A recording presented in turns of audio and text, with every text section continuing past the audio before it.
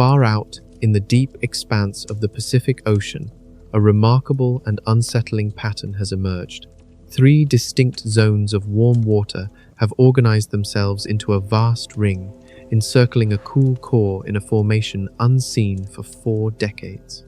Scientists monitoring this development suggest the coming days could represent a critical turning point. This phenomenon does not exist in isolation. A super typhoon had already broken records in April, and an underwater volcano off the Oregon coast is now trembling with hundreds of daily quakes. All these signs point toward a brewing super El Niño, an event with enough atmospheric energy to reshape our weather for the next decade. The story of how this came to be is a journey into the heart of our planet's climate engine. If we were to look down upon the Pacific from orbit, its serene blue surface would now appear marked by 3 immense, glowing patches of unusually warm water. One of these patches sits near Indonesia, another drifts off the coast of Central America, and the third lies along the shores of South America. These zones have coalesced into a gigantic ring of heat, forming what looks like a burning halo on the ocean's face. Scientists have a name for this configuration: annular warming. And the version currently unfolding is the most extensive observed in the last 40 years. A team guided by Tian at the Second Institute of Oceanography made this measurement in early spring, expecting to find 1, perhaps 2, warm areas. Instead, they discovered 3, each acting as a massive reservoir of heat and feeding the others through an invisible network of wind and currents. It raises a profound question. What happens when an ocean begins to store more energy than it releases? This single observation signals a departure from the norm, setting off alarms in research centers from Tokyo to Honolulu. In a typical year, the Pacific operates much like a gently tilted basin. Warm surface water naturally gathers on the western side near Asia, while cooler, deeper water rises in the east along South America. This circulation is driven by the steady trade winds, which push the system from east to west and maintain a delicate equilibrium. That very balance is what underpins the predictable seasons, rainfall, and harvests for nearly half the world. But this year, that stability has vanished. The simultaneous appearance of 3 warm zones is an anomaly. The cool center is shrinking, and the entire ring is now humming with latent energy, seemingly awaiting a trigger. When researchers fed this pattern into their climate models, every simulation returned the same stark conclusion. An El Niño is set to form by year's end, and it is on track to become not just a standard event, but a super El Niño. To truly grasp the significance of this, it helps to imagine the Pacific as the primary engine room for Earth's entire climate.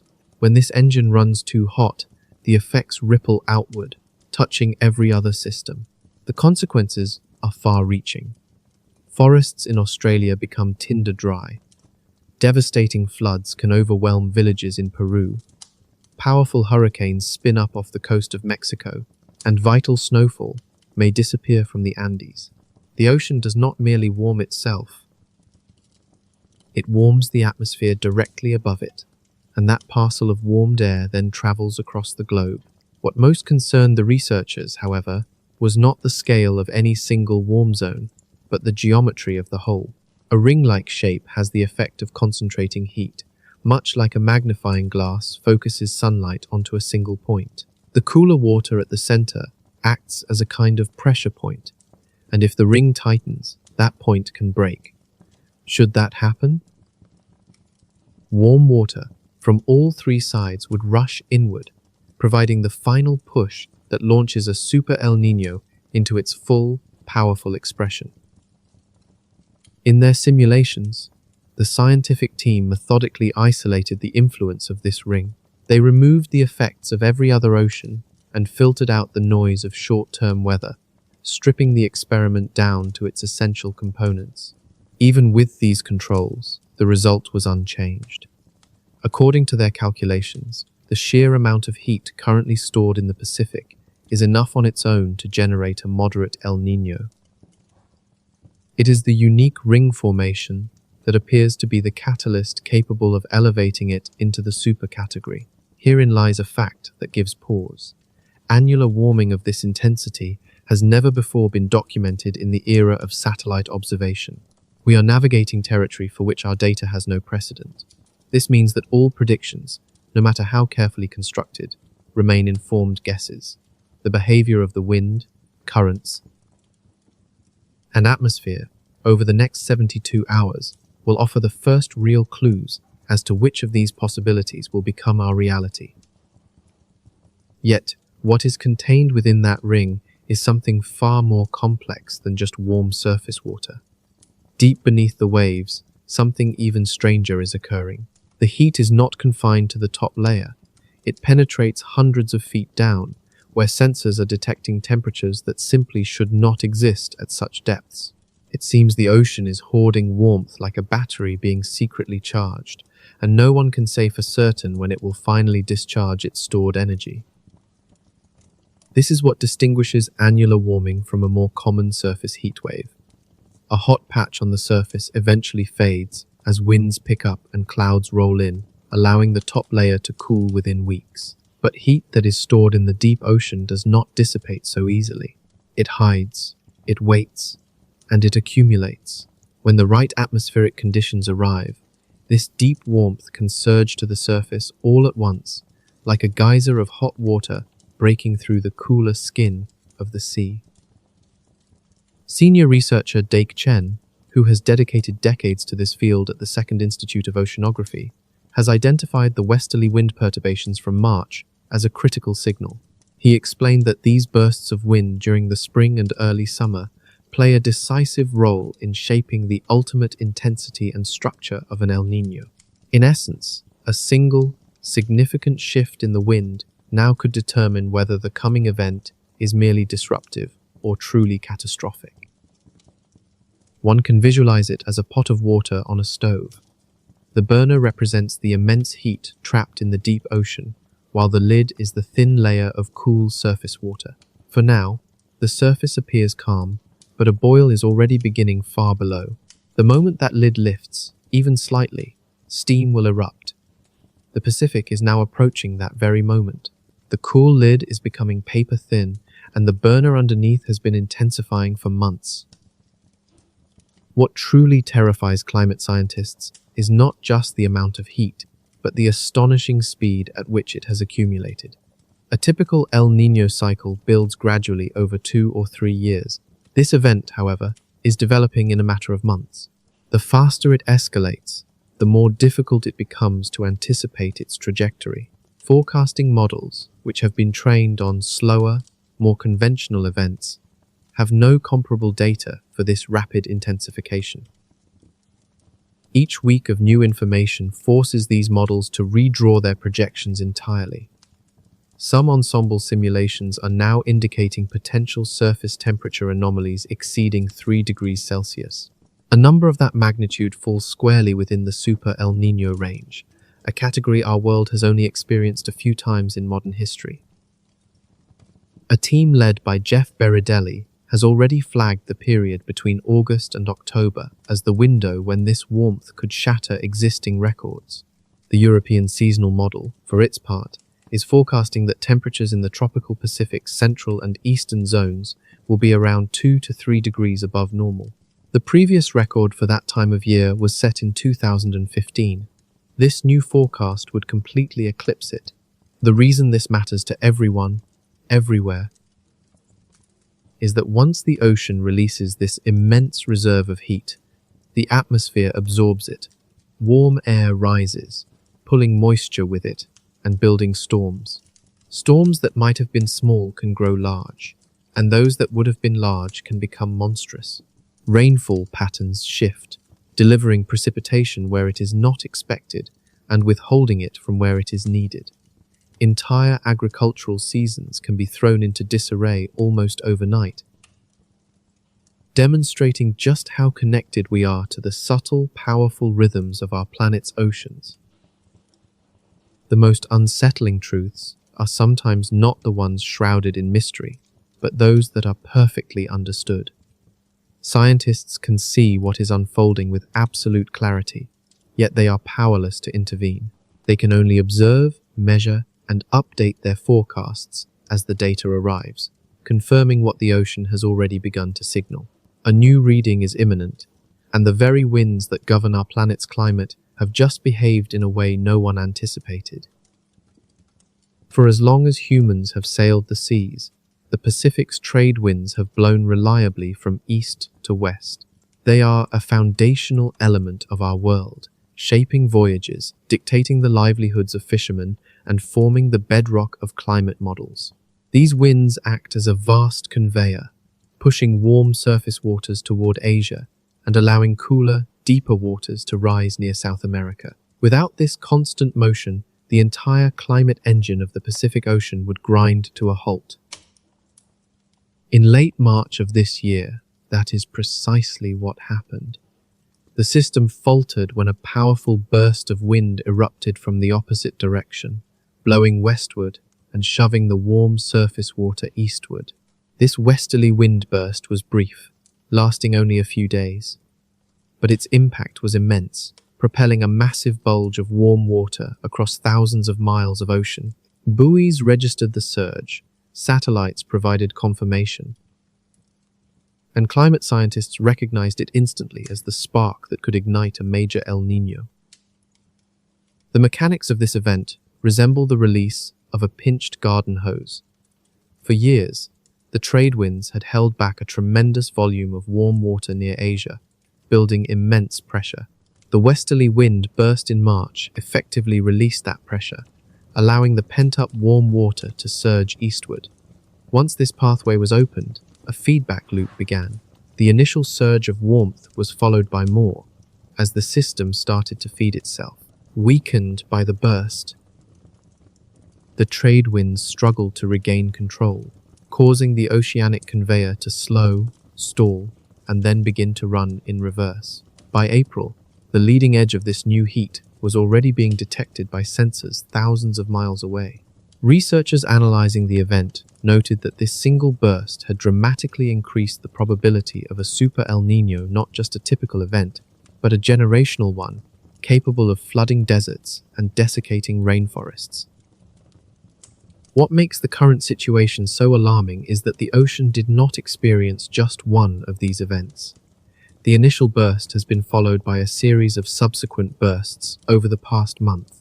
Each one acts like a falling domino, pushing more warm water to the east, further weakening the trade winds and amplifying the effects of the last. This process is crucial because it exposes the vast reservoir of heat hidden just below the surface.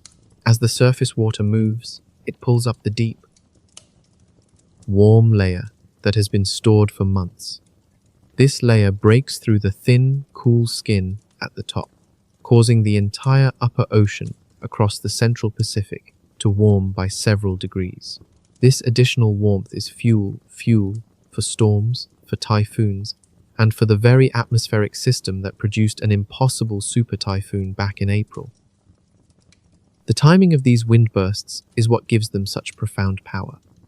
Bursts that occur in summer or fall have a much smaller impact on the global climate system, but a burst in the spring can effectively rewrite the script for the entire year. We are currently in that critical window. The Pacific is in a state of flux, the trade winds are faltering, and another burst in the coming days could push the entire system beyond a point of no return. Far to the west of the small island of Chuuk, deep in the western Pacific, something is already stirring a new system, born from and fed by this extraordinary warmth. On satellite imagery, a swirl appeared, which forecasters at the Joint Typhoon Warning Center in Pearl Harbor monitored as it intensified overnight. By the following morning, this nascent system had been given a name, Tropical Depression 5W.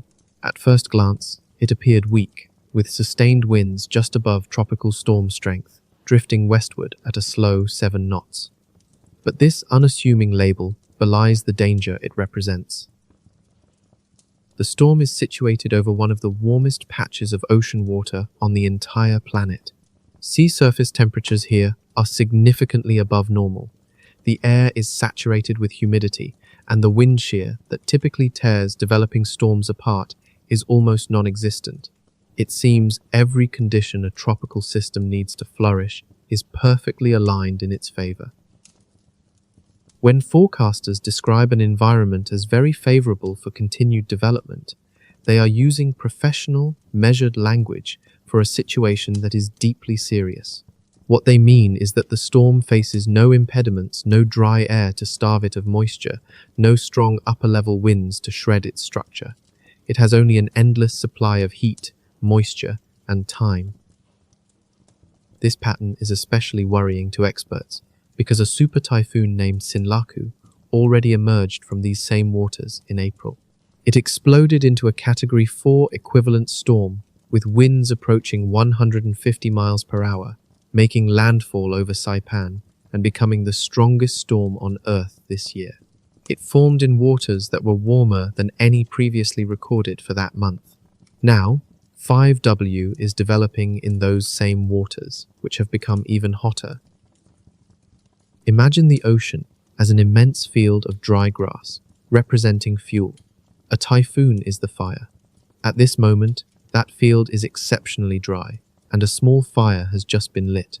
Whether that fire remains small or erupts into an inferno depends on the winds, the moisture, and the conditions over the next 72 hours.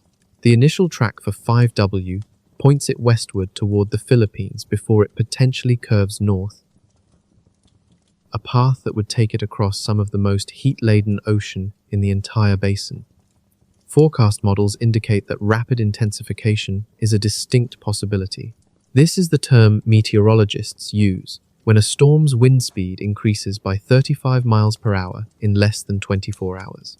It is one of the most dangerous behaviors a tropical system can exhibit, as it leaves coastal communities with almost no time to prepare. The relentless activity this early in the season is itself a powerful warning. The Pacific has produced a named storm every single month this year: January, February, March, April, and now May. This consistent formation of tropical systems has not been seen in years, and each storm serves as a new piece of evidence, a signal from the ocean that it is running a fever. While 5W could still weaken or dissipate as forecasts shift, the underlying conditions that made April's super typhoon possible remain. The same fuel, the same humid air, and the same deep reservoir of oceanic heat are all still present. If the pattern repeats, this depression will become a tropical storm, then a typhoon, and perhaps something much worse. And as we watch this system evolve, an even larger question looms. What other, greater threats are stirring just beyond the horizon? Just a few weeks ago, one of these storms left an indelible mark on the season. It began in early April as a tropical depression near the small island of Pohnpei in the western Pacific, appearing as just another indistinct swirl on satellite imagery. But within 48 hours, this swirling mass of clouds was given a name: Sinlaku. In just 4 days, it had intensified into a typhoon.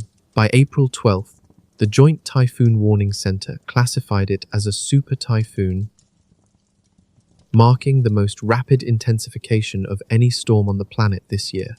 Sinlaku's peak sustained winds reached approximately 150 miles per hour, while the pressure inside its eye plummeted to 905 millibars. To understand the significance of that number, one must remember that the lower the atmospheric pressure, the more powerful the storm.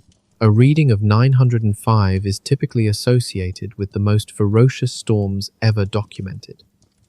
That Sinlaku achieved this in early April, weeks before the typhoon season was expected to begin in earnest, was a deeply unsettling development. The storm's trajectory placed it on a direct collision course with the Northern Mariana Islands, with the small American territory of Saipan lying squarely in its path. As the eye wall approached on April 14th, residents took refuge in concrete shelters, bearing witness as the ferocious winds tore the roofs from homes. The storm's fury snapped power lines and uprooted trees, while a powerful storm surge inundated coastal areas. Though the damage was extensive, the death toll remained remarkably low, a testament to the robust building codes Saipan had adopted after previous typhoons.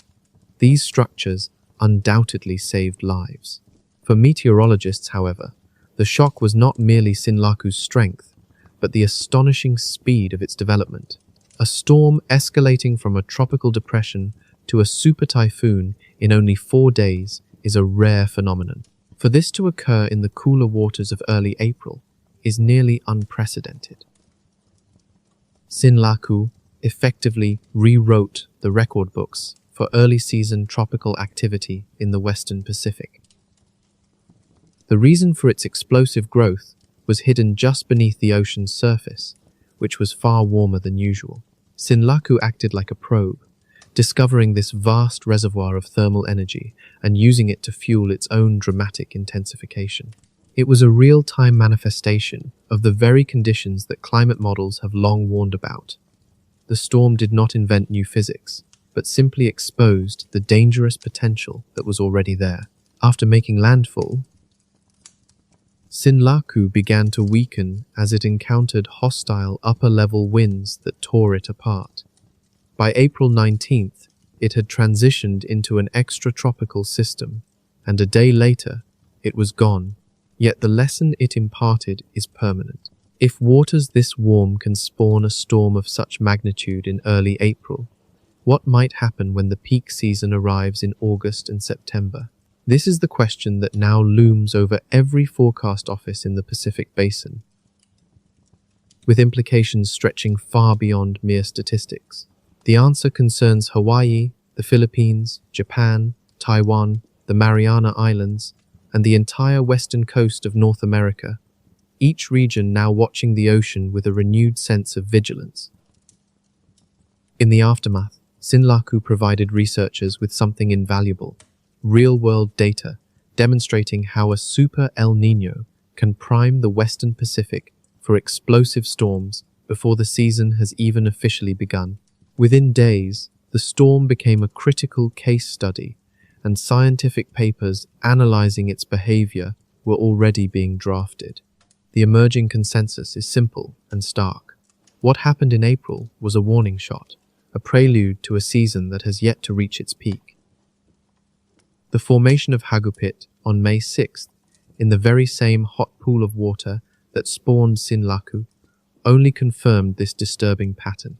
The ocean is not cooling down, and the progression of these events reveals a trend that is becoming impossible to ignore. To grasp the scale of this anomaly, one must consider the typical behavior of the Western Pacific. January is supposed to be a quiet month, a time when cooler ocean temperatures and dry air cause tropical activity to slow to a virtual standstill. This is the established pattern described in meteorology textbooks and what forecasters have always expected. But from the very first week of this year, the textbooks were proven wrong. On January 13th, a tropical depression formed east of the Philippines, and 2 days later, it was named Noan, known locally as Ada. It was the first named storm to strike the Western Pacific in January in 7 years, the last being in 2019.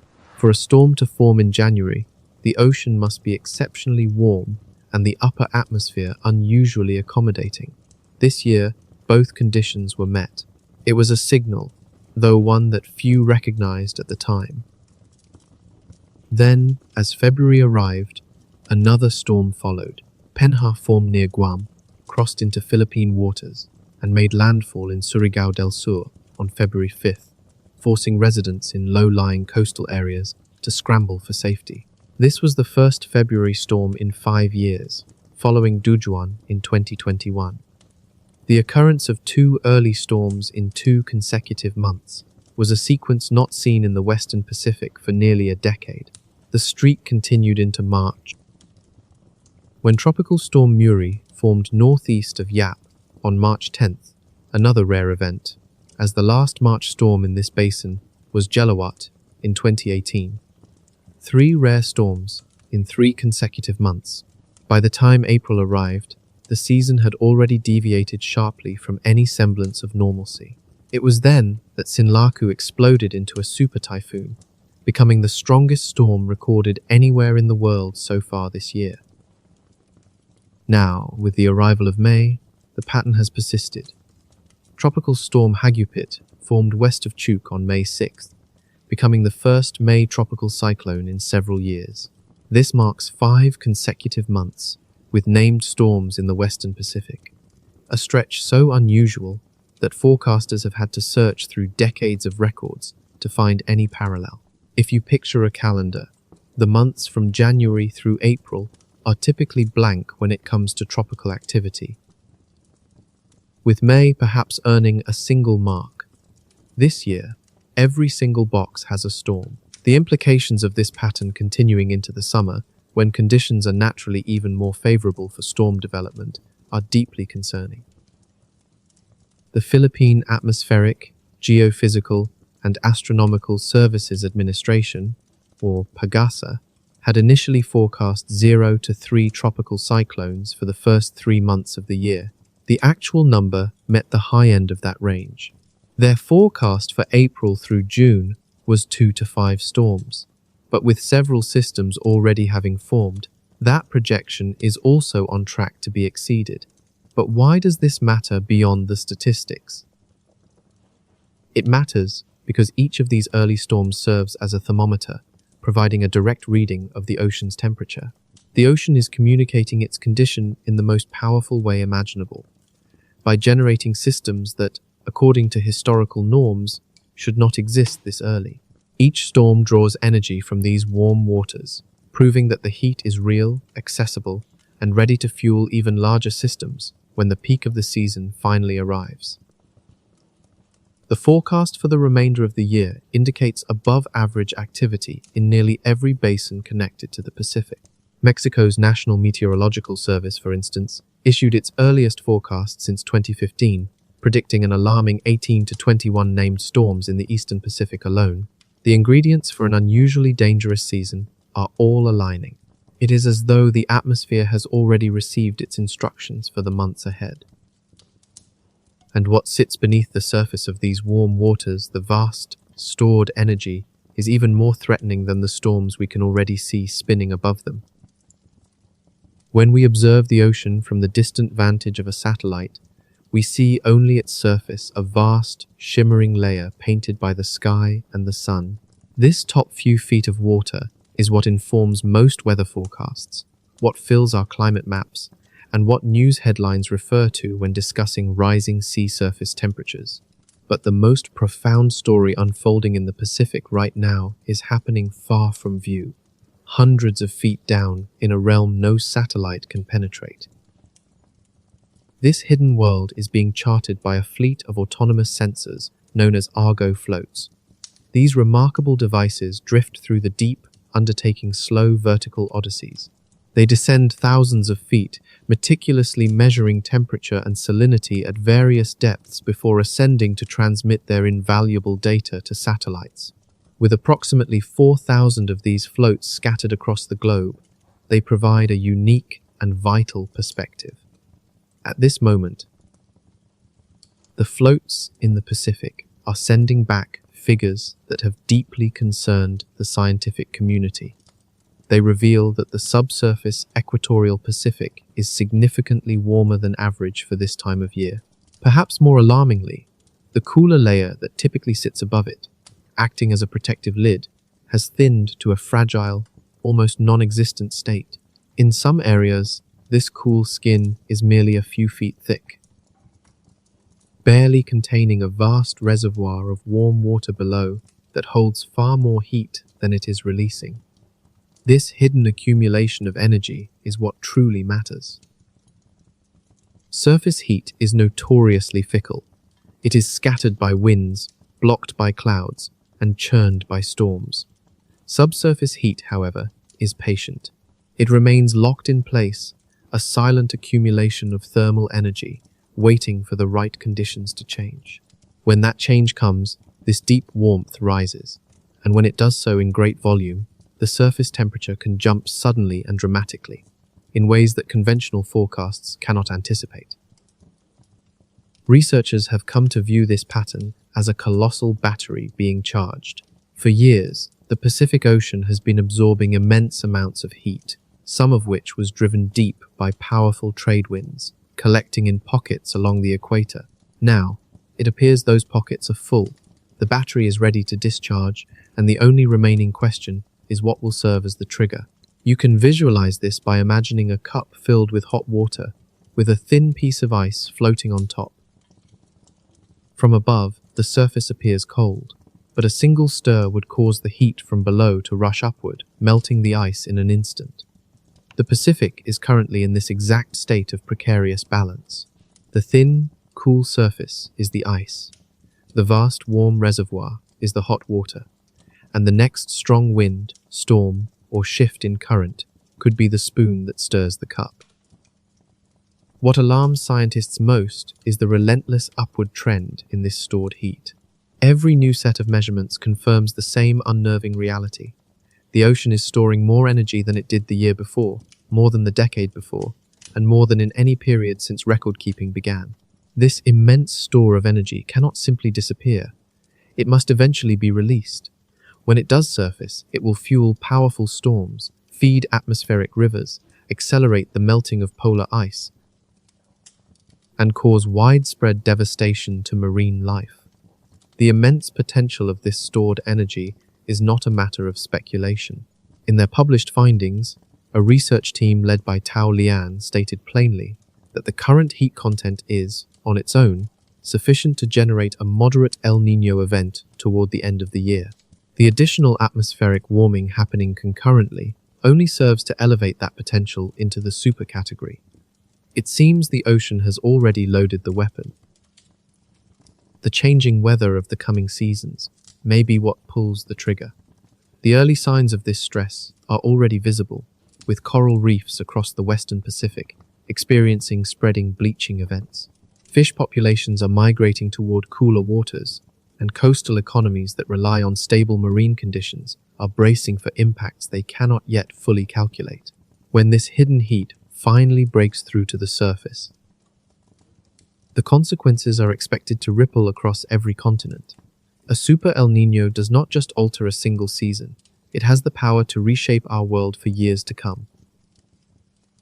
This potential for long-term disruption was explored in new research published in the journal Times Nature.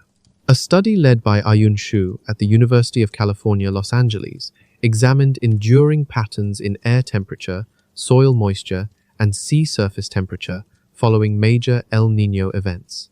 Their findings were deeply unsettling, suggesting that super El Niños can effectively reset the climate baselines for entire regions, with effects that can last for decades. This is a profound claim. As most weather patterns are transient, a storm passes, a heat wave breaks, and a drought eventually ends. But super El Niños appear to operate differently, pushing the global climate system across critical thresholds from which it does not easily return. According to the research, regions already strongly influenced by El Niño experience a far more powerful and widespread shift in their long-term conditions after a super event compared to a weaker one. In simple terms, what was once considered the new normal is replaced by another, different normal. Rainfall patterns that were reliable for half a century may no longer hold true. Temperature ranges that defined entire ecosystems can widen permanently. Soil moisture levels that once supported specific crops might drop and fail to recover, leaving farmers to find that the familiar rhythms of their land have been fundamentally broken. One way to picture this is to imagine the global weather system as a giant piano where each key represents a regional climate. A regular El Niño might tap a few of these keys, and their notes will ring out for a season before fading. A super El Niño, however, is like a hand slamming down on an entire chord with immense force. The resulting notes do not just fade, they echo for decades, and some keys may even be knocked permanently out of tune. The science behind this involves a concept known as nonlinear amplification, where a small change in an input can produce a much larger, disproportionate change in the output once a certain threshold is crossed. The Pacific Ocean acts as this threshold crossing mechanism for the entire planet. Once it tips into Super El Niño territory, it drags dozens of other interconnected systems along with it, including the Atlantic and Indian Oceans, the polar ice caps, and the jet stream. Each one is forced to adjust to the new state of equilibrium. Australia stands as one of the regions most severely affected. During El Niño years, the continent typically experiences intensified droughts, a heightened risk of bushfires, and a decline in agricultural output. The 2015 Super El Niño, for instance, was a major contributor to one of Australia's worst fire seasons on record. A repeat of such an event, layered on top of an already warmer planet, would likely push conditions into unprecedented territory. In South America, the effects are often the opposite, but just as devastating. Peru and Ecuador can face torrential rainfall, leading to catastrophic floods that destroy crops, infrastructure, and entire communities. Fisheries collapse as the warm water displaces the nutrient-rich cold currents that species like anchovies and sardines depend on. The Peruvian fishing industry, one of the world's largest, has historically suffered billions of dollars in losses during these super events. And a new one would only compound the damage. Across North America, the impacts are varied and complex. California typically experiences wetter winters during El Niño, which can alleviate droughts but also trigger severe flooding and landslides. The Pacific Northwest, in contrast, tends to become drier. The southern United States can see shifts in the timing and intensity of severe storm outbreaks. Far out in the Pacific, Hawaii faces an increased risk of hurricanes. As the warmer ocean waters extend the tracks of tropical storms closer to the islands, the ripple effects of a Super El Niño do not stop there, touching Africa, India, and Southeast Asia. Monsoon patterns can change, drought zones often expand, and disease patterns shift as warmer, wetter conditions allow mosquito habitats to grow. It is for this very reason that the World Health Organization closely monitors outbreaks of malaria, dengue, and cholera during El Niño years, bracing for the far-reaching consequences of a planet's climate system being pushed off balance. Among the most profound realizations in Earth science is that our planet's climate can undergo fundamental shifts, redrawing the very baselines of regional environments. It is not merely a disturbance, but a complete reorganization. We may, in fact, be on the cusp of witnessing such a moment. Yet far beneath the surface of our daily awareness, a different kind of powerful force is stirring. Approximately 280 miles from the Oregon coast, concealed under nearly a mile of dark, cold water, lies a volcano named Axial Seamount. While few have heard its name, it is currently trembling with hundreds of small earthquakes each day. Magma is ascending, pressure is mounting, and the scientists who monitor it warn that an eruption could be imminent. Axial Seamount occupies a unique position on our planet. It rests upon a geological hotspot, a conduit where superheated rock from deep within Earth's mantle rises toward the crust. While such hotspots are not uncommon on the seafloor, Axial's location is what makes it extraordinary. It is also situated on the Juan de Fuca Ridge, a boundary where two tectonic plates, the Pacific Plate and the Juan de Fuca Plate, are gradually pulling apart. This powerful combination of rising magma and spreading plates renders Axial one of the most active submarine volcanoes on Earth. The last significant eruption occurred in April of 2015. In the 24 hours leading up to the event, scientific instruments detected an astonishing 10,000 minor earthquakes. The seafloor itself heaved as magma forced its way out, spreading across nearly 25 miles of the ocean floor. In the aftermath, sections of the magma chamber at the volcano's core collapsed, creating a vast crater known as a caldera. Today, scientists are recording a few hundred earthquakes daily. While this number is far below the peak seen in 2015, it signals that the volcano is steadily recharging. It is not yet at its breaking point, but with each passing week, the seismic activity continues to climb.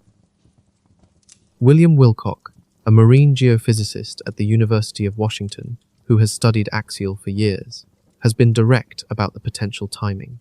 He has stated that the volcano is likely to erupt sometime later this year or early next, while also acknowledging that it could happen tomorrow.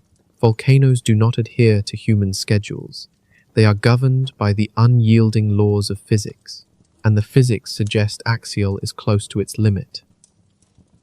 One can picture a balloon being slowly inflated at some point. The rubber thins, and the slightest pressure is enough to cause a rupture. This is the state where axial now sits. The magma chamber below is bulging, causing the seafloor above to rise. The pressure is building, and the next push, whether from a tide, a quake, or simply one more surge of molten rock, could trigger the eruption. When axial does erupt, the event is unlike a terrestrial volcano. There will be no towering ash plume, no fiery spectacle visible from the shore. With a mile of ocean separating the magma from the sky, most of the eruption unfolds in silence to the world above. Lava pours from fissures, snaking across the seafloor. Temperatures spike, causing sudden death for marine life in the immediate vicinity. Yet, within months, new ecosystems will blossom around the hot vents that form. This is a cycle of destruction and creation hidden in the deep. The Ocean Observatory's Initiative Regional Cabled Array, operated by the University of Washington, provides a constant watch over axial. Through a network of fiber optic cables on the seafloor, researchers can monitor the volcano in real time. From screens on land, they watch it breathe, listen to its seismic tremors, and feel the pressure build. It is the most intensely monitored underwater volcano in history, and yet no one can predict the exact moment of its release. Recent data show the volcano is inflating with magma more rapidly than anticipated, and the frequency of quakes has risen sharply. Each tide introduces new stress, and each stress creates new fractures. The upcoming high tide cycles will be a critical test for the chamber, as such windows are when a rupture is most likely to occur. To understand why these earthquake counts are so crucial for prediction, it helps to imagine the volcano as a sealed pressure cooker. Inside, magma is heating and expanding, pushing against the rock walls of its chamber. For a time, the walls flex and strain under the pressure. Eventually, they begin to crack. Each fracture releases a tiny burst of energy, which is detected as a small earthquake. The more cracks that appear, the closer the entire system is to a catastrophic failure. During a quiet period, axial might generate only a few dozen quakes a day, the baseline noise of a stable, active volcano. As the inflow of magma increases, that count rises. A few hundred quakes a day indicates that the inflation is accelerating. 1,000 a day suggests the chamber is under severe strain. The 10,000 quakes recorded in a single 2-4-hour period just before the 2015 eruption signaled that the structure was failing in real time.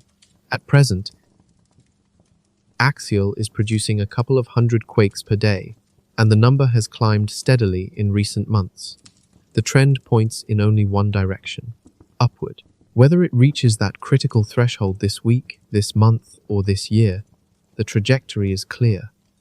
The volcano is loading itself for a release similar to its past major eruptions. Individually, each earthquake is small, most measuring below magnitude 2. They would be entirely imperceptible on land, but in the quiet depths of the ocean, where sensitive instruments listen, every tremor leaves a distinct signature. By plotting these quakes, researchers can create a three-dimensional map that visualizes the stress. The map reveals the magma chamber growing, with cracks radiating outward like a spiderweb, a clear portrait of a system under immense strain. The University of Washington team, managing the regional cabled array, has observed this pattern unfold for over a decade. They identified the distinct seismic signatures that preceded the eruptions in 1998, 2011, and 2015. Each event was announced by a similar buildup of activity. That recognizable fingerprint is now repeating itself. It is like watching a glass being slowly filled with water. At first, the rising level seems insignificant, but as the water nears the rim, every single drop becomes critical, bringing the system closer to the moment it will spill over. Axial is now approaching that rim. What sets this volcano apart from many others is the degree to which its behavior has become predictable through constant monitoring. Most volcanoes remain profound mysteries. Mount Vesuvius, Krakatoa, and Mount St. Helens all erupted with very limited warning. Axial, in contrast, has learned to telegraph its intentions. Its patterns of inflation, quake frequency, and even its response to tidal forces allow researchers to watch the volcano breathe in, something approaching real time. The tide itself plays a fascinating and decisive role. The moon's gravitational pull creates subtle pressure changes on the sea floor. When the magma chamber reaches a critical point, these rhythmic stresses from high and low tide can become the final trigger. High tide adds weight, a gentle but persistent push on a system already strained to its limits. It is a reminder that even the most powerful geologic forces on our planet can be influenced by the quiet, cosmic dance of our solar system. The rhythmic ebb and flow of the ocean exerts a subtle but powerful force on the Earth's crust. When the tide is high, the immense weight of the water presses down. At low tide, that pressure is released. This constant cycling of stress can become the final push that fractures the roof of a magma chamber already near its breaking point. It's a reminder that even the most familiar planetary cycles can influence its most violent processes. According to researchers like Deborah Kelly, this is not just a theory. Her work has noted a higher frequency of earthquakes near eruption windows that coincides with high tide. While the cycle of this stress is perfectly regular, the point of geologic failure is not. It depends entirely on which hidden crack or fissure reaches its limit first. With several high tide cycles expected in the next 72 hours, each one represents another potential trigger. Once it begins, the eruption itself will unfold in a way completely alien to anything seen on land. Off the coast of the Pacific Northwest lies the Juan de Fuca Plate, one of the smallest tectonic plates on Earth. It is wedged between the colossal Pacific Plate to its west and the North American Plate to its east. Despite its modest size, this plate carries enormous geological significance for the entire region. The story of this small plate is, in fact, central to understanding some of the most powerful geological threats on our planet.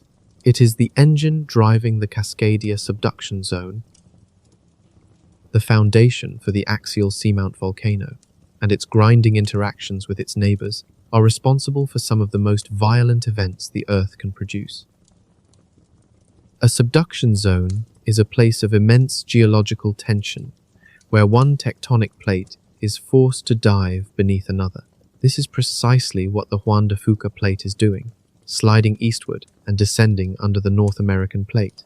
The boundary where this occurs is a massive fault line running from Northern California up through Oregon and Washington and into British Columbia. But this descent is far from a smooth, continuous process. The plate often snags on the overriding continent, becoming locked in place. As the rest of the plate continues to move, immense pressure builds along this locked section. The eventual catastrophic release of this accumulated energy is what generates a megathrust earthquake. The last time the Cascadia subduction zone ruptured in this way was on the 26th of January, 1700. The date has been pinpointed with remarkable accuracy, thanks to a combination of detailed oral traditions from native peoples and tsunami records from Japan that documented the massive wave. The rupture extended along nearly the entire length of the boundary, unleashing an earthquake estimated at magnitude 9. Within hours, the resulting tsunami had crossed the Pacific and struck the coast of Japan. Along what is now Oregon and Washington, coastal communities were swept away. This event serves as a stark historical benchmark for the power lurking just beneath the waves. That catastrophic event was over 3 centuries ago. For more than 300 years, the plate has remained locked, and the strain has been accumulating without release. Geologists who study the historical patterns of these events estimate that major Cascadia ruptures occur roughly every 200 to 550 years. This calculation places our modern world squarely within the window of probability for the next major event, with some scientists suggesting we may even be overdue. The question, then, is not if the accumulated pressure will be released, but when. This is where the story of axial seamount converges with the fate of the continent. The volcano sits on the Juan de Fuca Ridge, the western edge of the very same plate that is pressing against North America on its eastern side. We can think of the plate as a vast conveyor belt. At the western ridge where axial is located, the seafloor is spreading and new rock is constantly being created, pushing the entire belt eastward.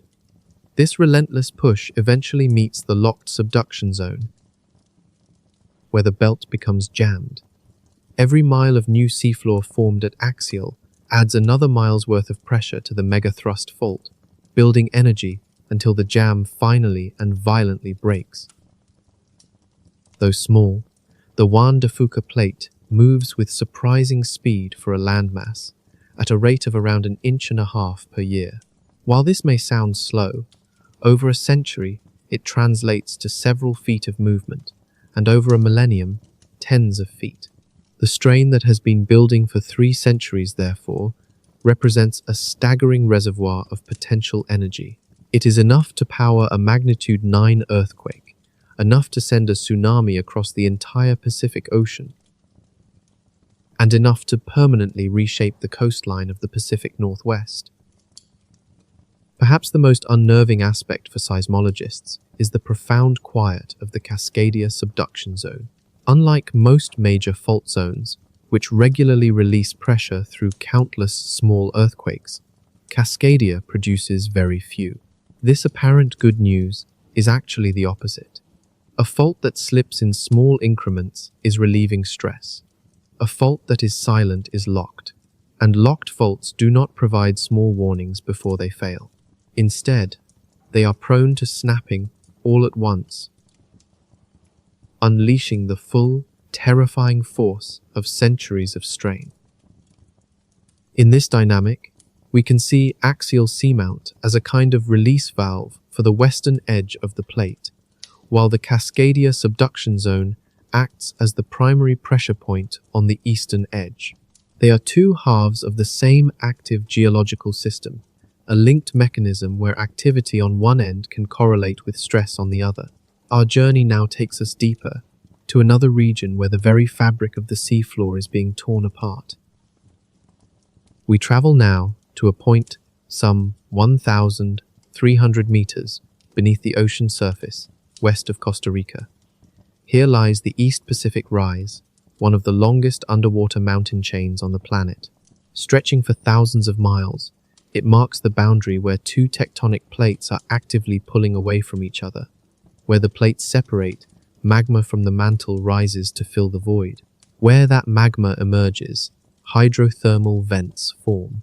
And where these vents appear, life finds a way to cling to existence in the crushing dark.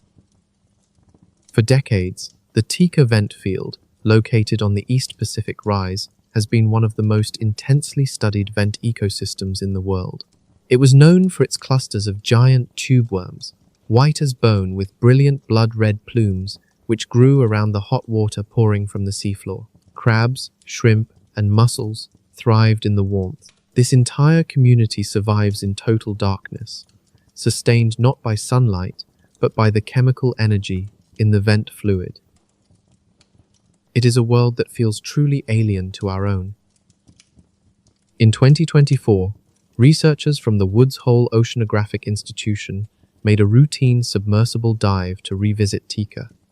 They expected to find the same vibrant, otherworldly scene they had documented for years. Instead, they descended into a scene of devastation, a veritable graveyard. The tube worms were all dead. Dan Fornari, an emeritus research scholar at Woods Hole, grimly described the site as a tube worm barbecue, explaining that the animals had been cooked alive. Through fissures in the seafloor, the team could see flashes of orange lava, which hardened almost instantly as it met the freezing seawater. They had stumbled upon an active seafloor eruption, happening in real time. This was a moment of rare and profound scientific importance. The overwhelming majority of submarine eruptions go completely unwitnessed. The ocean is simply too vast, and the eruptions themselves are often too brief to be caught. Typically, researchers arrive months or even years after the fact, finding only the cold, hard rock that the lava left behind. To watch one of these eruptions in progress is an experience that only a handful of scientific teams have ever had. Dan Fornari commented on the broader meaning of their find, calling it a significant development. He noted that submarine volcanism remains poorly understood precisely because these environments are so incredibly difficult to reach. According to Fornari, these eruptions are fundamental to how our planet builds itself. It is in these deep, hidden places that new crust is born from the mantle, and old crust is recycled back into the Earth. The planet is perpetually remaking its own surface, and the vast majority of this geological work occurs far from human eyes. One way to visualize the seafloor is as a colossal zipper, and the East Pacific Rise is one of the most active stretches of that zipper. The teeth of the plates pull apart, hot rock rises to fill the gap, and the cycle repeats. Each full cycle takes thousands of years, but activity is always occurring somewhere along the line. This endless dance of opening and closing is the very process that has constructed every ocean basin we have today.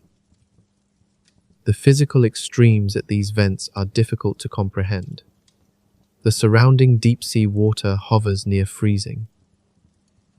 At the source of deep-sea vents, fluids can emerge at temperatures exceeding 700 degrees Fahrenheit. The mineral-laden plumes that rise from these fissures build towering chimneys known as black smokers. In this dynamic environment, new structures grow while old ones collapse, forcing the surrounding ecosystem to constantly adapt to the shifting flow. A recent eruption at a site called Tikka is not an isolated incident. Rather, it seems to be part of a larger pattern. The entire oceanic rise is exhibiting signs of heightened activity, with other vent fields in the region reporting temperature fluctuations and accelerated chimney growth. This restlessness on the seafloor coincides perfectly with the timing of major oceanographic shifts developing in the Pacific Ocean far above, raising a profound question. Could there be a direct connection between the warming surface waters and the geologic turmoil deep below? This activity is centered on a vast, horseshoe-shaped feature that encircles the Pacific Ocean, a region of intense volcanic and seismic events known as the Ring of Fire. Its immense arc stretches from New Zealand, up through the Philippines and Japan, across the Aleutian Islands, and down the entire western edge of the Americas. This single geological feature is home to approximately 75% of the world's active volcanoes, and is the site of about 90% of all earthquakes. The existence of the ring is no accident. It precisely marks the boundaries where major tectonic plates, such as the Pacific, Juan de Fuca, Cocos, and Philippine sea plates, converge and interact. Each plate grinds against its neighbors, and this constant friction generates the immense energy that results in eruptions, tremors, and the very shape of our world. A long-standing scientific debate explores whether major El Niño events can influence this volcanic and seismic activity. The evidence has been suggestive, but has so far fallen short of being conclusive. While some studies have identified clusters of volcanic eruptions in the years following large El Niño events, other research has countered this, arguing the correlation may be nothing more than statistical noise. What is clear, however, is the sheer scale of physical change during a super El Niño. The redistribution of water mass across the Pacific is enormous, causing sea levels to rise significantly in some areas and fall in others. This colossal shift in water weight alters the pressure exerted on the seafloor, which in turn changes the stresses on underlying faults and magma chambers. Even a subtle change in pressure can be enough to act as a tipping point for a fault system that is already under immense strain. Imagine a heavy book teetering on the edge of a table. It might remain stable on its own, but the slightest nudge, even a faint vibration, could send it tumbling. Tectonic faults that are near their breaking point operate on a similar principle. A minor adjustment in the pressure from the ocean above can provide the final push needed to trigger a rupture. Therefore, the hypothesis is not that El Niño causes earthquakes or eruptions, but that during a super El Niño, it may serve to unlock events that were already on the verge of happening. Recent events around the Ring of Fire seem to fit a developing pattern. Axial seamount, a well-monitored undersea volcano, is rumbling. Portions of the East Pacific Rise are actively erupting. On the western edge of the Pacific, powerful tropical typhoons are battering coastlines, their massive low-pressure systems creating significant changes in weight on the ocean floor. Meanwhile, recent earthquakes off northern Japan have prompted tsunami warnings. While each of these incidents would be considered normal in isolation, their clustering in time is what has captured the attention of scientists, suggesting a broader, interconnected process may be at play. The Ring of Fire is the foundation for some of Earth's most dramatic geological features. The Cascadia subduction zone, the Mariana Trench, and the Andes Mountains all owe their existence to it. Iconic volcanoes like Mount Fuji, Mount Rainier, Krakatoa, Mount St. Helens, and Popocatépetl are all situated along its path. The ring is a living, breathing system, pulsing with energy that unfolds over deep time. It is during periods when the vast ocean above it is shifting so massively that the ring often reminds us of just how active it truly is and how interconnected our planet's systems are. Volcanologists are not yet able to predict eruptions with long-term accuracy. The science has not reached that level of precision.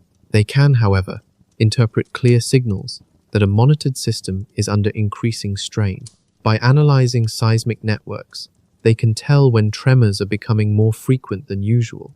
They can detect when magma is rising beneath multiple volcanoes at the same time. What they are currently observing across the Pacific Ring of Fire is a level of activity that is above the baseline. While not yet at catastrophic levels, it is elevated, widely distributed, and synchronized in a way that is not seen every year. Something is clearly changing, and whether the primary driver is the ocean above or the rock below, the outcome remains the same. The lessons from a seismic event off Kamchatka in 2025 are still reverberating through the scientific community. In late July of that year, the Earth ruptured off the coast of Russia's Kamchatka Peninsula, unleashing a magnitude 8.8 earthquake. Buildings shook in cities hundreds of miles away, cliffs fractured, and coastlines were visibly warped. Within minutes, a tsunami began its journey across the Pacific. The earthquake was one of the most powerful in recorded history, releasing energy many times greater than all the bombs ever detonated by humanity. The rupture occurred along a vast stretch of the subduction zone where the Pacific Plate dives beneath the Okhotsk Plate, and when that tectonic lock finally broke, the entire region shifted in a matter of seconds. Tsunami warnings immediately flashed across the Pacific Basin. Hawaii, Japan, and Alaska prepared for impact, while the entire western coast of the Americas went on high alert. Sirens wailed in dozens of countries as people evacuated to higher ground. The International Tsunami Warning System, a network born from the tragic 1946 disaster, was mobilized with unprecedented speed and efficiency. This global cooperation demonstrated how far warning systems had come, but the wave itself would soon reveal how much was still left to learn. As the waves propagated, scientists were granted an unexpected and revolutionary view. A NASA and CNES satellite named SWOT, short for the Surface Water and Ocean Topography Mission, happened to be passing directly overhead at the perfect moment. The primary function of the SWOT satellite is to measure the height of the planet's water surfaces with extraordinary precision. As the tsunami spread outward from its origin near Kamchatka, SWOT managed to capture the entire wave system in unparalleled detail, providing a dataset that would fundamentally alter our understanding of these events. What the satellite observed broke a long-standing and fundamental assumption in tsunami science. For decades, researchers had modeled large tsunamis as non-dispersive phenomena. Because the wavelength of a major tsunami is so much longer than the depth of the ocean, the wave was thought to travel as a single, stable form, rolling across the ocean basin like a perfect arc from its origin to the coast. The SWOT data, however, showed something entirely different. The Kamchatka tsunami was not a single entity. It was breaking up, scattering, and dispersing into multiple waves. The trailing waves were interacting with and modulating the main wave in complex ways that existing models had failed to predict. Angel Ruiz Angulo, one of the lead researchers who analyzed the satellite imagery, noted that the observation directly challenged the conventional wisdom of large tsunamis being non-dispersive. In essence, the data revealed that decades of tsunami modeling had been missing a crucial piece of the puzzle. The real-world behavior of these waves was far more complex than the simplified models had assumed, which carried profound implications for hazard assessment and public safety. When the research team compared the satellite observations with computer simulations, the results were striking. Models that had been updated to include the physics of dispersion matched the real-world data from SWOT far more closely than the traditional non-dispersive models. The significance of this finding cannot be overstated. It means that, to accurately predict how a tsunami will travel and how it will impact distant coastlines, our scientific models must account for this newly observed complexity, ushering in a new era for tsunami science.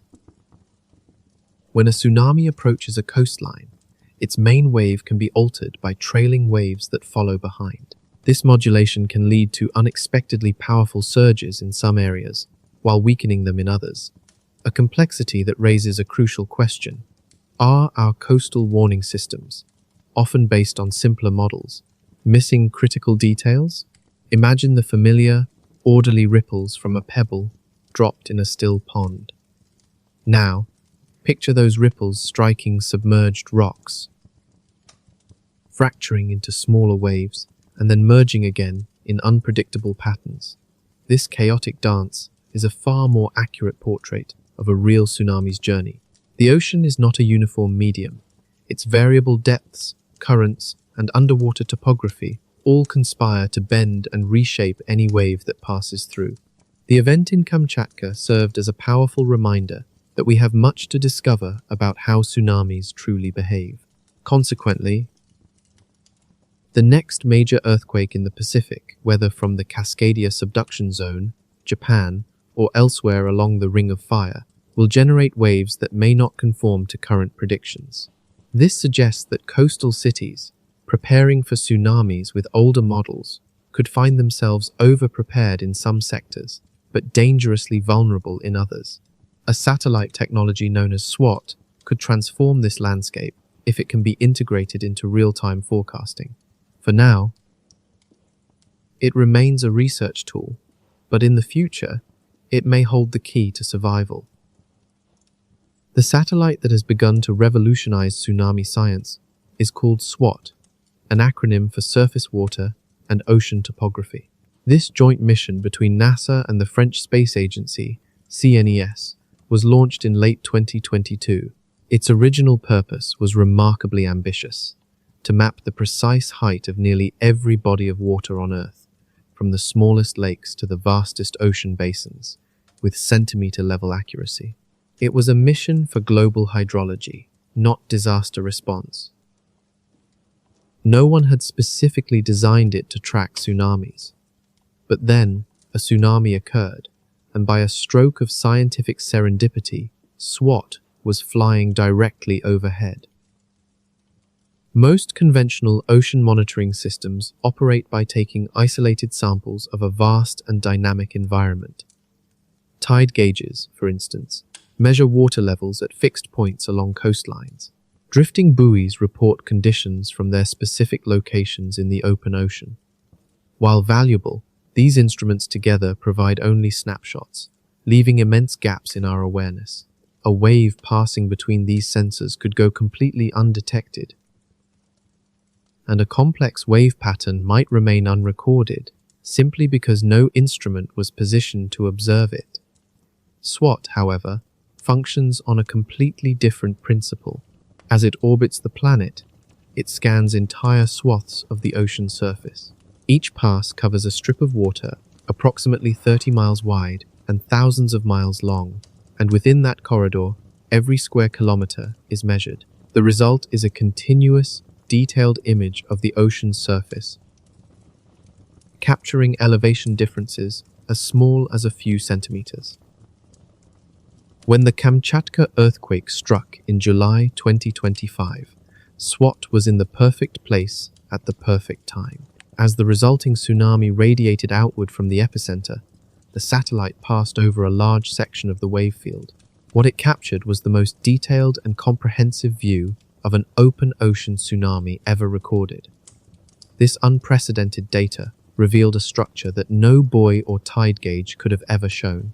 The waves were not a simple, singular arc, but an intricate web of disturbances. The satellite saw multiple wavefronts and trailing waves catching up to the leading edge, creating dispersion patterns that spread the tsunami's energy in ways that existing models had greatly oversimplified. It was a glimpse into the true, complex physics of a tsunami in motion. When computer simulations were adjusted to include the effects of dispersion, they closely matched the satellite's observations. In contrast, older, non-dispersive models failed to replicate the complex reality SWAT had unveiled. The research team behind this analysis, which included Angel Ruiz Zenulo and his colleagues from several institutions, published their findings in the journal Times, The Seismic Record. In their work, they argued that satellite altimetry has the potential to revolutionize tsunami forecasting. They envision a future where a constellation of SWAT-like satellites could track tsunamis in near real time as they traverse the oceans. This would allow warning systems to be updated minute by minute, providing coastal communities with far more accurate predictions of wave heights and arrival times. For the moment, this technology remains in its research phase. SWAT is a single satellite, which means its coverage of the globe is intermittent. A tsunami, occurring in a part of the ocean that SWAT is not currently flying over, would still have to be tracked using traditional methods. Yet, the proof of concept has been powerfully demonstrated. The data is real and the science is sound. It is as if tsunami science had been trying to understand a patient with only a stethoscope, able to hear the heartbeat and make an educated guess about their condition. SWAT is like handing that doctor an ultrasound machine, suddenly allowing them to see the heart in motion, to watch the valves open and close, and to observe the blood flow in real time. The implications of this technology extend far beyond tsunamis. Satellite altimetry can also track the subtle bulges of warm water that signal the development of an El Niño event. It can monitor global sea level rise with an unparalleled degree of precision. It can even detect underwater volcanic activity by measuring the small surface deformations caused by a rising magma chamber. The very same technology that captured the Kamchatka tsunami is now keeping a continuous watch over the Pacific, waiting for the next major event. When the next significant earthquake or eruption occurs, SWAT will likely capture at least some of its effects. That data, will flow to scientists, models will be improved, and coastal communities will ultimately benefit from warning systems built on a much deeper understanding of how these powerful waves actually move. In early April of this year, satellites observed a different kind of oceanic phenomenon, something rarely seen. 3 tropical cyclones were churning across the globe at the same time, flanking the equator. 2 formed in the southern hemisphere and 1 in the northern hemisphere. While twin cyclones forming on opposite sides of the equator can happen once or twice a year, the appearance of triplets is unusual enough that meteorologists pause to take a closer look at this remarkable atmospheric alignment. The first of the southern storms was Tropical Cyclone Mara. It developed at an exceptionally low latitude, just south of the equator, and rapidly intensified to Category 2 strength. Its proximity to the equator was particularly striking, as most cyclones need the greater rotational force of the Earth, or Coriolis effect, found farther from the equator to organize. A cyclone forming so close to the planet's midline is not only rare but also inherently dangerous, as it threatens regions that typically do not prepare for such tropical activity and can be caught completely off guard. The second storm in the south was Cyclone Vanu. It formed well to the southeast of Mila and underwent rapid intensification. At its peak, it was a Category 3 storm with sustained winds of around 110 miles per hour. Fortunately, Vanu followed a south-southeastward track that kept it mostly over open water, sparing major populated areas from its most destructive forces, though its remnants did bring heavy rainfall to northern New Zealand several days later. Meanwhile, the northern storm was a developing system that would become Tropical Storm Hagar Pitt. It spun up in the western Pacific, just north of the equator, on a path that carried it toward the landmasses of the region. The simultaneous existence of these 3 storms presented a fascinating spectacle. 2 systems pulling air clockwise in the south, and 1 pulling it counterclockwise in the north, a powerful and uncommon display of our planet's atmospheric engine at work.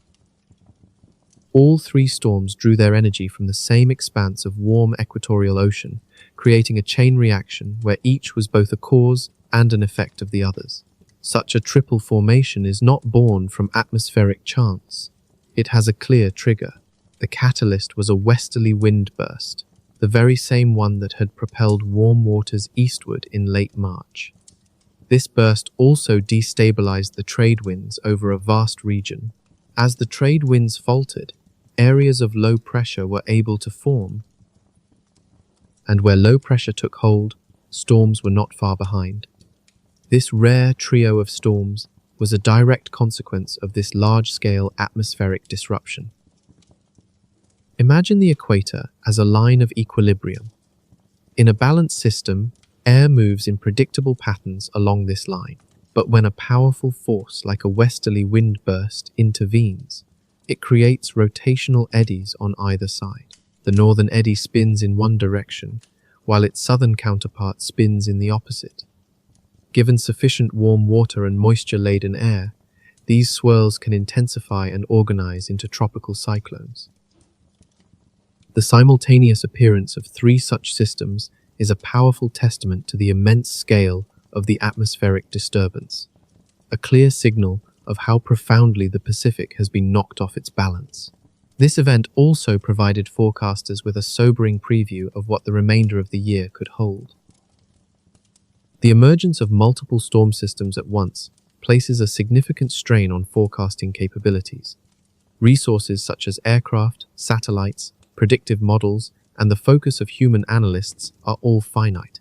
When too many storms brew simultaneously, smaller systems might not get the detailed attention they need, potentially allowing them to strengthen before updated forecasts can be issued.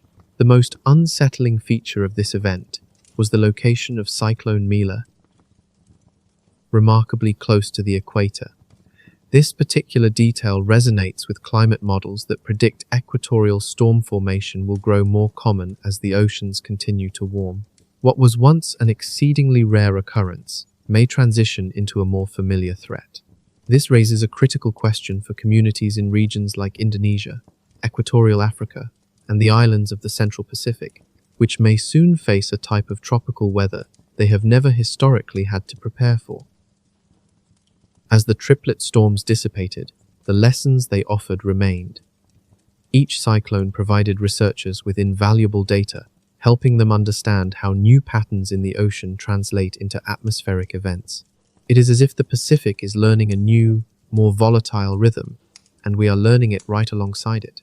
Yet, hidden beneath the surface of these dramatic storms is a feature that could be the very key to understanding the entire phenomenon. The Pacific Ocean normally maintains a thin layer of relatively cool water near its equatorial surface, a feature scientists refer to as the cool surface skin. In a stable Pacific, this layer is robust, acting as a crucial buffer between the warm atmosphere above and the even warmer water just below. The steady westward push of the trade winds helps maintain it, allowing cooler, deeper water to well up in the eastern Pacific. As long as this skin holds, the system remains in equilibrium. That delicate skin is now collapsing. Recent measurements indicate that this cool layer along the equatorial Pacific has thinned to a fraction of its former self, in some places becoming almost immeasurably thin. Just beneath it, a vast reservoir of warm subsurface water, which has been building for years, is now only feet from the surface. The buffer has effectively vanished, and the lid has been lifted. The significance of this change cannot be overstated, because the cool skin is the primary mechanism holding back the full force of an El Niño event. For as long as that skin remains intact, surface temperatures are kept in check, storms follow predictable paths, and the trade winds blow steadily. The atmosphere essentially reads the ocean as cool enough for normal weather patterns to continue. When this protective layer fails, the immense heat from below can surge to the surface across the entire equatorial Pacific. This triggers a sudden jump in sea surface temperatures, causing the trade winds to weaken even further and storm patterns to shift dramatically. The atmosphere suddenly registers the ocean as massively hotter, initiating a reorganization of weather patterns across the globe.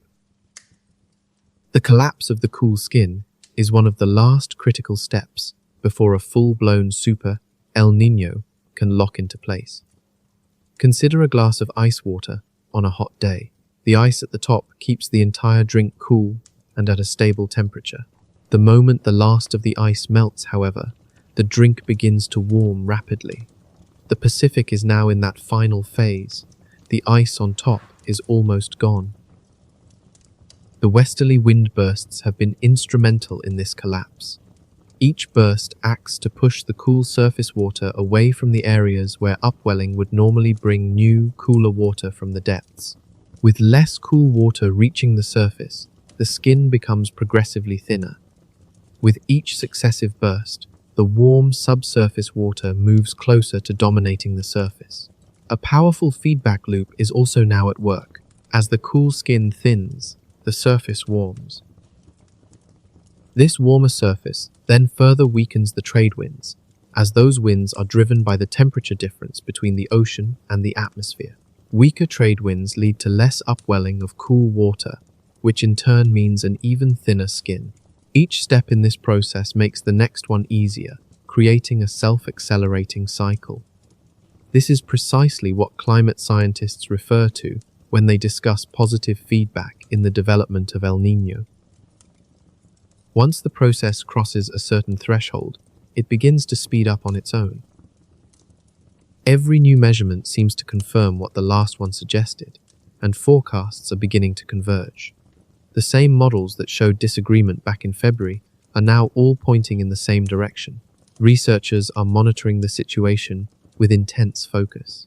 The European Centre for Medium-Range Weather Forecasts, or ECMWF, has been releasing forecast updates that show an increasingly strong El Niño signal.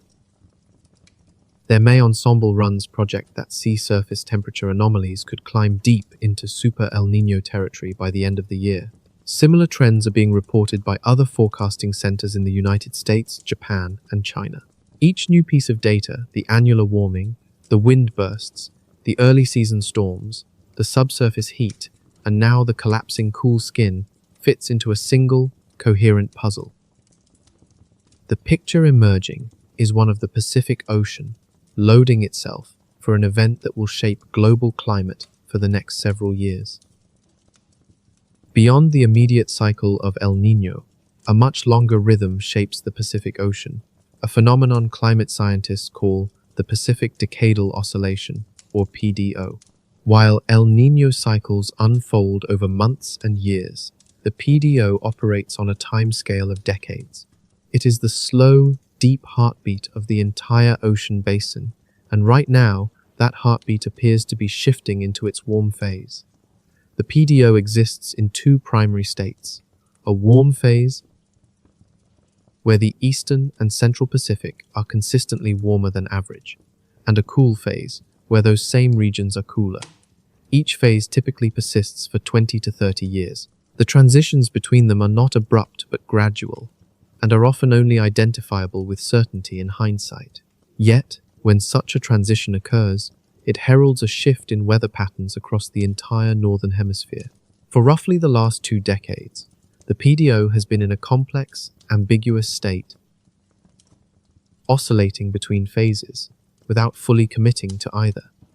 But that long period of indecision appears to have ended in 2023. Across the vast expanse of the eastern Pacific, a persistent warmth has taken hold. For several years, from 2024 through 2025, and now into 2026, sea surface temperatures have remained consistently above their long-term averages.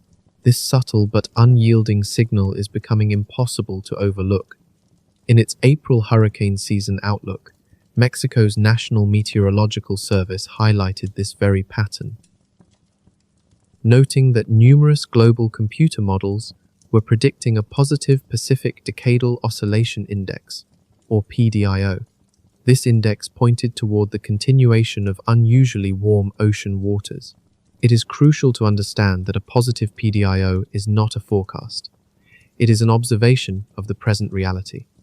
The ocean has been warm for years, and the trend shows no sign of reversing. This raises a fundamental question.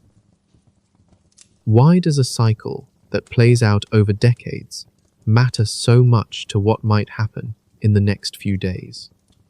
The answer is that the PDO sets the underlying conditions for everything that follows. A warm PDO phase can amplify El Niño events, boost hurricane formation in the eastern Pacific, and increase the frequency of marine heat waves. Its influence is far-reaching, altering salmon migration routes and affecting the productivity of fisheries all the way from Alaska down to Chile. When an El Niño event coincides with a warm phase of the PDIO, their effects begin to compound, reinforcing one another in a powerful feedback loop. An analogy helps to visualize this relationship. The PDO is like the tide, rising slowly over many hours, while El Niño is like a wave, rolling ashore in mere seconds. When a large wave strikes the coast during high tide, the water surges much farther inland than either the tide or the wave could achieve on its own. At this moment, the tide of the PDIO and the wave of El Niño are both rising in unison. Historical records provide a sobering perspective, showing that previous warm phases of the PDIO have produced some of the most active hurricane seasons ever documented in the eastern Pacific. These same periods have also been linked to severe droughts in the western Pacific, impacting nations like Indonesia, the Philippines, and parts of Australia. Conversely, North America, and particularly the southwestern United States, tends to experience wetter winters, but also more volatile and unpredictable weather overall. This oceanic warming has not been uniform across the entire basin. Instead, certain regions are experiencing far more intense heat than others, creating distinct hotspots of thermal stress. Off the coast of Baja California, for instance, recent marine heat waves have driven water temperatures to new record highs for this time of year. Near Hawaii, the delicate ecosystems of coral reefs have been repeatedly stressed by these episodes of extreme warmth. And off the coast of Japan, entire fish populations have been observed shifting northward as the warmer water continues its relentless expansion. What makes the current situation particularly unsettling is the undeniable human contribution. Year after year, long-term climate change steadily loads more heat into the world's oceans, establishing a new, warmer baseline. The Pacific Decadal Oscillation now operates on top of this preloaded system. Consequently, a warm PDO in the year 2026 is fundamentally different from a warm PDO in 1986. The water is warmer, the air is warmer, and the cumulative impact of these changes reaches much farther. For months, forecasters who specialize in these long-range patterns have been raising alarms. They point to a convergence of factors: a warming PDO, a developing super El Niño, and record-breaking ocean heat content that has no recent precedent. The Pacific is entering a state that our data has rarely, if ever, recorded before. What this means for the fast-approaching hurricane season is the next chapter in this unfolding story. The Eastern Pacific hurricane season officially begins on May 15th. This is the date when the National Hurricane Center starts issuing its routine tropical weather outlooks for the vast region east of 140 degrees west longitude. Shortly after, on June 1st, the Central Pacific season opens. By these calendar markers, the most active period of the year is now just days away, and the atmosphere is primed. This year's seasonal forecast is the most aggressive to be issued in more than a decade. On April 22nd, Mexico's National Meteorological Service, known by its Spanish initials SMN, released its first formal prediction for the season. The numbers immediately drew widespread attention, an expectation of 18 to 21 named storms, 9 to 11 of which could become hurricanes, and 4 to 5 of those strengthening into major hurricanes of Category 3 or higher on the Saffir-Simpson scale. The agency had not found it necessary to issue a forecast this early since 2015, and the reason for doing so now was clear. The atmospheric and oceanic conditions warranted it. Two primary factors are driving this unusually high forecast. The first is the dramatic rise in sea surface temperatures across the Eastern Pacific, encompassing the waters off Mexico and Central America, and extending along the typical storm tracks toward Hawaii. The second factor is reduced wind shear. This means the upper-level winds, which normally act to tear apart developing storms, are projected to be weaker than usual. Together, these conditions create a near-perfect environment where storms can form, organize, and intensify with very little atmospheric resistance. The fingerprint of the developing Super El Niño is all over this forecast. El Niño is known to suppress hurricane activity in the Atlantic by increasing wind shear over the Caribbean and the Gulf of Mexico. However, the same Pacific warming that generates this shear in the Atlantic has the opposite effect in its home basin. In the Eastern Pacific, El Niño boosts ocean temperatures and reduces shear, creating a potent fuel source for more frequent and more intense storms. This warning has been echoed by hurricane experts at AccuWeather. Alex Dilver, one of the organization's lead hurricane forecasters, described the upcoming season as having the potential to be unusually active and impactful.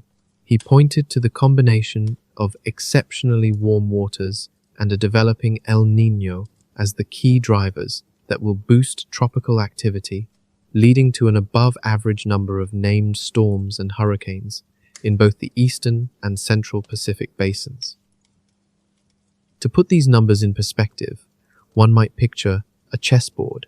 In a typical year, the Eastern Pacific season produces an average of about 15 named storms, 8 hurricanes, and 4 major hurricanes between mid-May and the end of November. The forecast for this year pushes those numbers significantly higher in every single category. It seems the board is being set with more powerful pieces, and the game is beginning earlier than usual. The first name on the list for the Eastern Pacific this year is Amanda, while the first for the Central Pacific is La. As of late April, no storms had yet formed in either basin, but this quiet is entirely expected.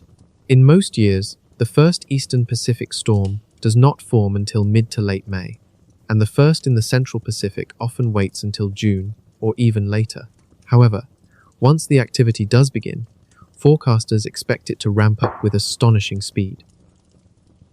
Current models project a rapid succession of named storms throughout the summer months. The paths these storms will take carry their own set of risks. Some are likely to threaten the coastlines of Mexico directly. Others will track westward, taking aim at Hawaii.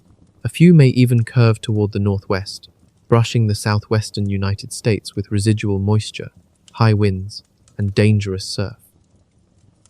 For Hawaii, in particular, this forecast is a source of deep concern.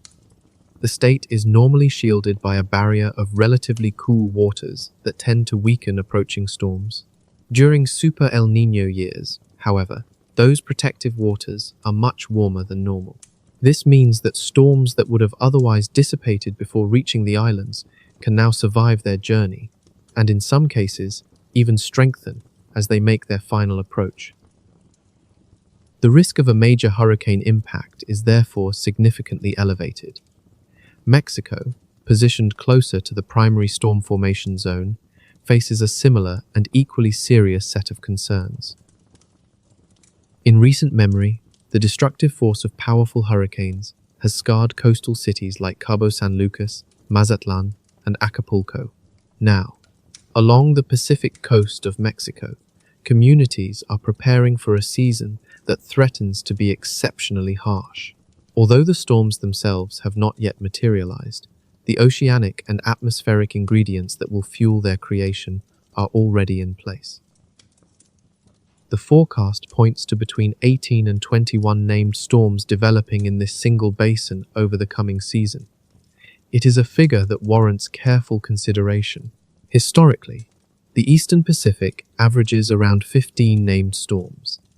The upper projection of 21 represents a remarkable 40% increase over this long-term mean.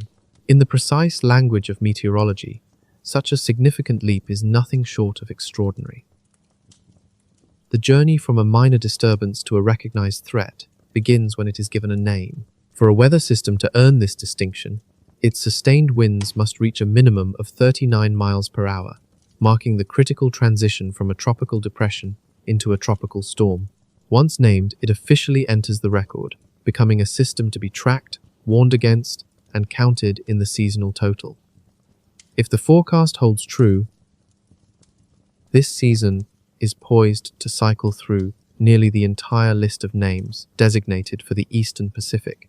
This roster begins with Amanda and continues with Boris, Christina, Douglas, Alita, Fausto, Genevieve, Hernan, Isel, Julio, Karina, Lel, Marie, Norbert, Odalis, Polo, Rachel, Simon, Trudy, Vance, and Winnie. It is a sobering thought that, by season's end, a name that has been on this list for years could be retired, an honor reserved for storms that cause such profound devastation that their name is permanently removed from use. Beyond the sheer quantity of storms, the forecast also indicates a troubling trend toward greater intensity. Projections suggest that between 9 and 11 of these systems could strengthen into full-fledged hurricanes, a classification that requires sustained winds of at least 74 miles per hour.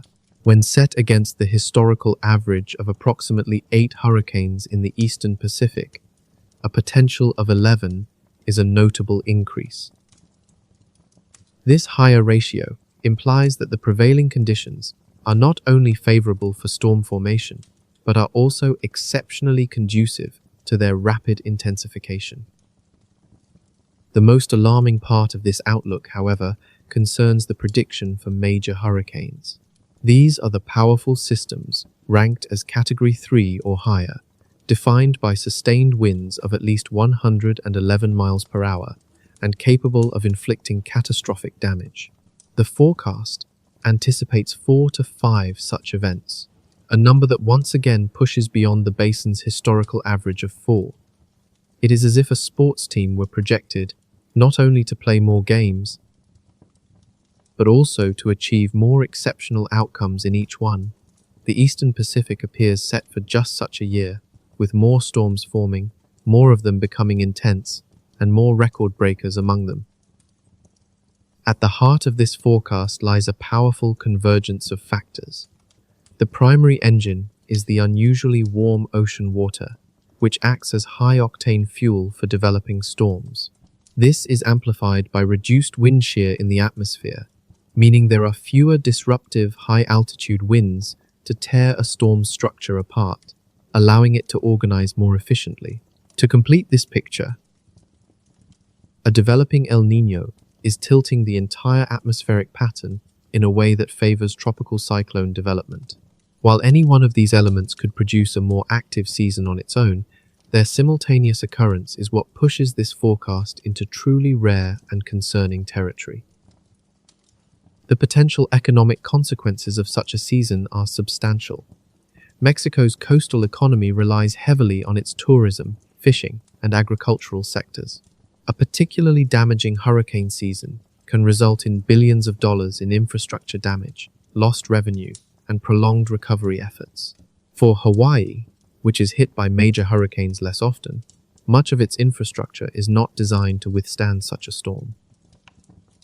A direct impact on a major population center like Honolulu would be an event without precedent in the modern era. Even more significant are the human stakes. Coastal populations throughout Mexico, Central America, and parts of the southwestern United States depend on reliable forecasting and effective emergency response. A more active season puts immense strain on these systems. Emergency responders, evacuation corridors, and shelter capacities all have operational limits. When storms arrive more frequently and with greater intensity than usual, the margin for error for protecting human life begins to shrink dramatically.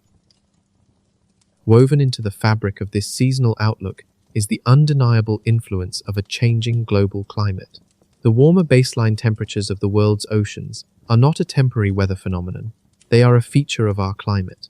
Every additional degree of warming introduces more energy into the system that storms can harness. The forecast for this season, therefore, is not just a reflection of current conditions, but is also indicative of the long-term trajectory our planet is on. An active season this year is one more data point in a pattern that has been building for decades. While 21 storms represents the upper end of the forecast, and the final count could be lower, the underlying conditions strongly favor activity at the high end of this range. Separate from the hurricane season, but connected by the same oceanic warmth, the North American monsoon is another critical weather pattern for the southwestern United States and northern Mexico. Each summer, intense heat building over the desert landscape draws vast streams of moisture northward from the Pacific Ocean and the Gulf of California. This moisture is carried into Arizona, New Mexico, southern Colorado, and parts of California, fueling the dramatic thunderstorms and flash floods that characterize summer in the region. The monsoon's behavior, however, rests on a delicate balance. The amount of available moisture for the monsoon is heavily influenced by the temperature of the Pacific waters off the coast of Baja California, Mexico. Warmer water leads to greater evaporation, which in turn makes more moisture available to be pulled inland by the desert heat. This increase in atmospheric moisture directly translates to stronger monsoon storms. This year, the waters off Baja are registering temperatures well above normal. A massive heat wave that began in March elevated sea surface temperatures to record levels for the season, and that heat has persisted. As the monsoon begins to build in late May and June, the ocean will be primed to inject an unusual amount of moisture into the desert southwest. An analysis from Yale Climate Connections recently highlighted this dynamic. The report noted that the record warm ocean temperatures off Baja, Mexico, a remnant of the incredible March heatwave, favor heavier downpours than usual for the upcoming summer. This is the cautious language of forecasters, describing what could become an unusually wet and dangerous monsoon season for the southwest. The implications of this are complex, presenting both potential relief and heightened risk. On one hand, a wetter monsoon could help alleviate the severe drought conditions that have afflicted parts of the southwest for years. Reservoirs in the Colorado River system, including Lake Mead and Lake Powell, remain at historic lows.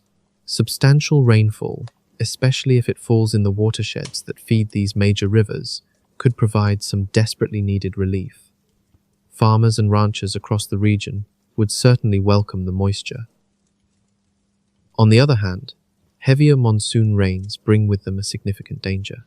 The topography of the southwest, with its steep canyons, narrow washes, and dry arroyos, is perfectly designed to channel water with terrifying speed. During intense storms, these features can fill with raging floodwaters in a matter of minutes. Flash floods are a deadly reality in this region every year, and a more intense monsoon season directly implies more frequent and more severe flash flood events, turning a potential blessing into a serious threat. For communities located downstream from mountain watersheds, the behavior of the land itself presents a growing risk. Consider a dry sponge. A small drop of water is readily absorbed, but a sudden deluge simply runs off its surface. The desert southwest behaves in much the same way. While gentle rains can soak into the parched earth, intense downpours create powerful runoff that erodes soil, gathers debris, and floods low-lying regions. The greater the intensity of the rain, the more hazardous the resulting flow becomes. This raises a critical question of timing and balance in a fragile landscape. The arrival of the seasonal monsoon is a crucial factor. Meteorologist Chris Bianchi, who covers Colorado, has expressed cautious optimism for a stormy May and June. However, he also warned that a rapidly forming El Niño could delay the monsoon's onset until July or August. Should this delay occur, the early summer months might become exceptionally hot and dry. This would significantly elevate the risk of wildfires, as it allows more time for vegetation to become tinder dry. Wildfires are a product of dry fuel, high temperatures, and arid winds, and a delayed monsoon creates perfect conditions for them. When the rains finally do arrive, they sometimes manifest as dry lightning cloud-to-ground strikes, with insufficient rainfall to quell the fires they ignite. This devastating combination has been responsible for some of the most severe fire seasons in the recent history of the Southwest. The intricate dance between shifts in the Pacific Ocean and the North American monsoon serves as a stark reminder of how distant oceanic events can profoundly impact inland communities. It reveals a planet where systems are deeply interconnected. People residing thousands of miles from any coastline are nonetheless influenced by the ever-changing moods of the Pacific. The waters off the coast of Baja are more than just water. They are the very engine that powers the region's summer climate. What this same engine means for a remote island chain is the next, and perhaps more urgent, part of this unfolding story. For much of its recorded history, the Hawaiian archipelago, situated in the vast expanse of the Pacific Ocean, has remained remarkably shielded from the full force of major hurricanes. The ocean waters surrounding the islands are typically too cool to sustain the intensity of a powerful storm by the time it travels that far. Consequently, most tropical systems that approach Hawaii either weaken considerably before making landfall or are steered away entirely. In modern times, the state has experienced a direct strike from a major hurricane on only a handful of occasions. However, this historical protection is now showing signs of erosion. During Super El Niño years, the belt of warm water, stretching across the central Pacific, expands farther north and east than it normally would. This creates a kind of runway for storms. Cyclones that form in the eastern Pacific and track westward now encounter a continuous path of warm, energy-providing water all the way to Hawaii. Instead of weakening as they approach, these storms can maintain their strength, and in some cases, even intensify. This season, forecast models place the Hawaiian Islands within the most active storm track seen in years, a worrying development for a region accustomed to relative safety. Seasonal outlooks have explicitly identified Hawaii as a region facing heightened risk. The convergence of exceptionally warm ocean waters and a burgeoning El Niño has been cited as the primary reason for this increased likelihood of tropical impacts. Forecasters anticipate that the eastern Pacific basin will generate an above-average number of storms, many of which will then track westward across the basin, placing the Hawaiian Islands directly in their potential path. The quiet years may be coming to an end. The last major hurricane to strike Hawaii was Iniki in 1992. The storm brought devastation to the island of Kauai, resulting in several deaths and causing billions of dollars in damage. In the wake of Iniki, the state enjoyed nearly 3 decades of relative calm, marked by several near misses but no direct impacts from major hurricanes.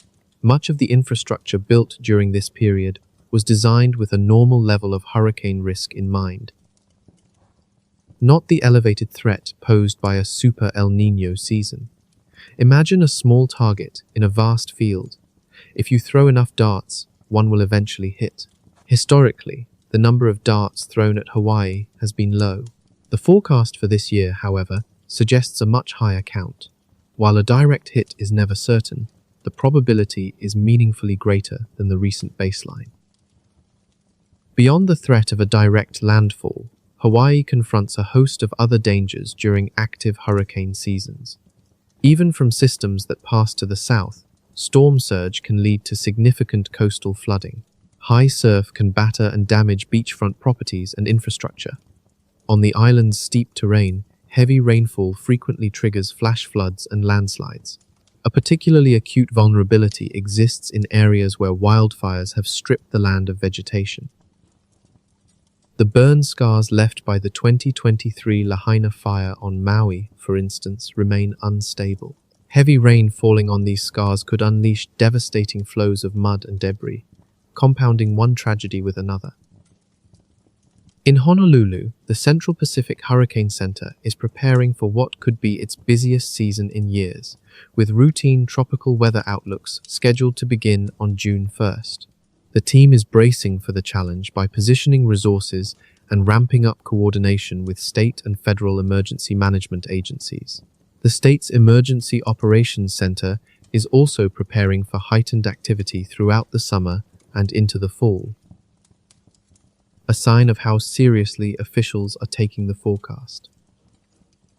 For residents, the implications of this forecast are deeply practical. It is a time to check and refresh emergency kits and to review evacuation routes. These are not abstract suggestions.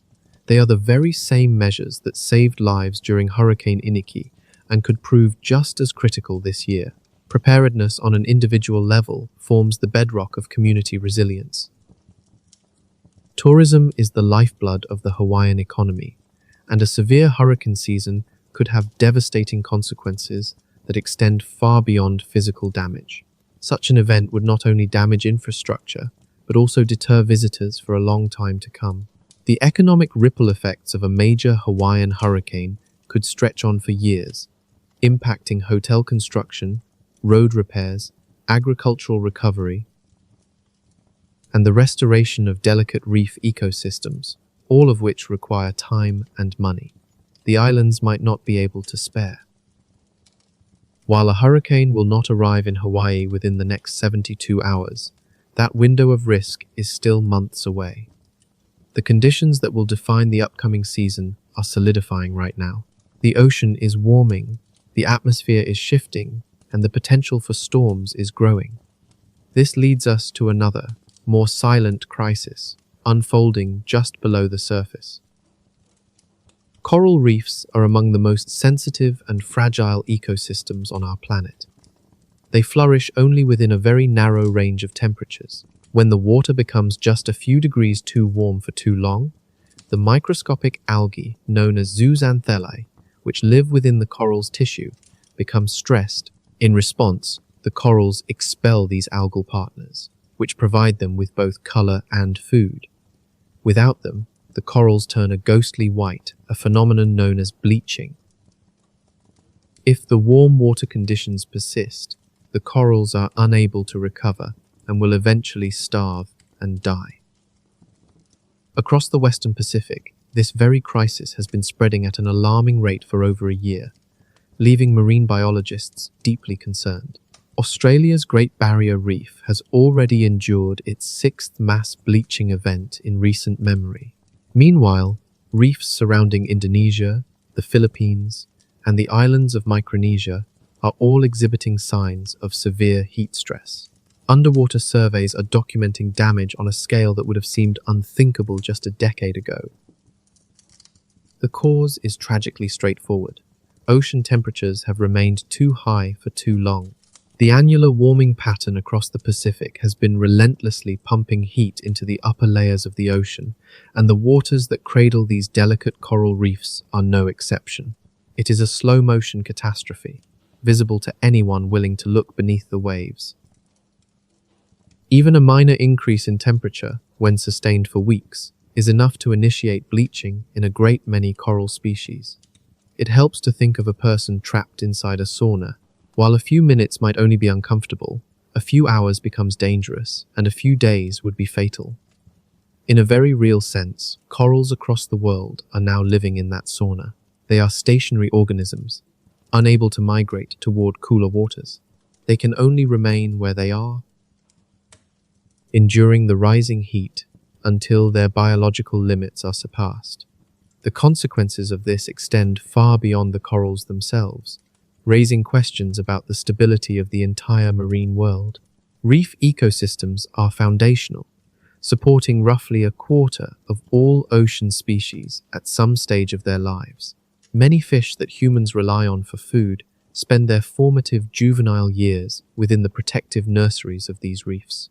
When the reefs perish, fish populations inevitably collapse, triggering crises of food security and economic stability for the coastal communities that depend on them. Reefs also serve as vital physical barriers for our coastlines. By breaking the power of incoming waves, they reduce coastal erosion and mitigate the destructive force of storm surges. As these natural defenses degrade, shorelines become increasingly vulnerable to storms. This is especially critical for Pacific Island nations, which are already facing existential threats from rising sea levels. Their natural breakwaters are crumbling at the precise moment the dangers are intensifying. The economic contribution of coral reefs is immense. Tourism centered around healthy, vibrant reefs generates billions of dollars each year for countries across the Western Pacific. Industries like snorkeling, diving, and other forms of reef-based recreation are major sources of employment. But as the reefs decline, so do these economies. Jobs vanish, the income of coastal communities plummets, and government tax revenues shrink. Recovering from a severe bleaching event is a slow and arduous process, often taking years, if not decades. Under even the most ideal conditions, corals grow at a glacial pace. The fastest-growing species might add only a few inches annually, while their slower-growing counterparts add mere fractions of an inch. This means a reef that is devastated today may not return to its former glory within the lifetime of the people who witnessed its decline. The current oceanographic shift in the Pacific is making this recovery even more challenging.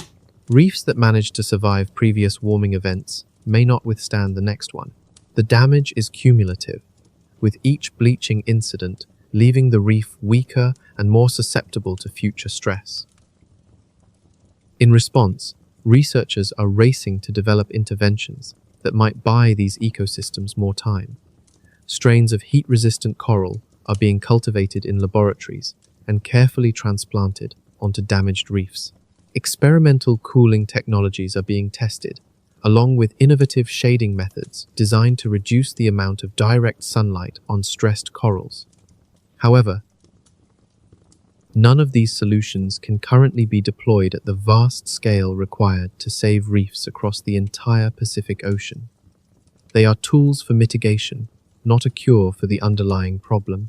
The difficult reality is that the reefs we know today may not survive the coming decades.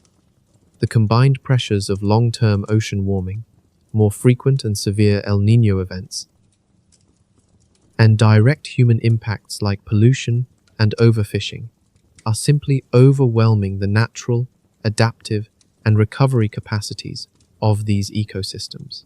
What this means for the broader ocean food web is the next unfolding chapter of this crisis. A marine heatwave is defined as a prolonged period of unusually warm ocean temperatures. Much like atmospheric heatwaves on land, these events in the ocean can last for days, weeks, or even months. When they occur, their impact on marine ecosystems is nothing short of devastating. Fish die in large numbers, corals bleach, seagrass meadows wither away, and entire kelp forests can collapse. At the base of the food web, plankton populations crash, sending shockwaves up through the entire system. For most of the ocean's recorded history, significant marine heat waves were rare phenomena. A particular region might experience one every several years, with long intervals of cooler temperatures allowing for recovery. That historical pattern has now fundamentally changed. Marine heat waves are occurring more frequently, lasting longer, and reaching greater intensities than ever before. In some regions, multiple heat waves are now stacking on top of one another, leaving little to no time for ecosystems to heal between events. The Pacific Ocean has been particularly hard hit. From the waters off the coast of Hawaii and Baja California to the seas near Japan and the Pacific Northwest, marine heat waves have become an almost constant feature in recent years. The ocean never has a chance to fully cool down. Each new heat wave starts from a baseline temperature that is already elevated, making the cumulative impact exceptionally severe. It's a story of compounding stress with no opportunity for relief. You can picture it like a person who has been running a fever for weeks on end. Each new temperature spike makes them sicker, and they never have a chance to fully recover before the next one hits. Eventually, their organ systems begin to fail. The ocean is in a similar state of distress. It has been running a fever for years. The current development of a super El Niño is poised to trigger another spike on top of an already dangerously high baseline.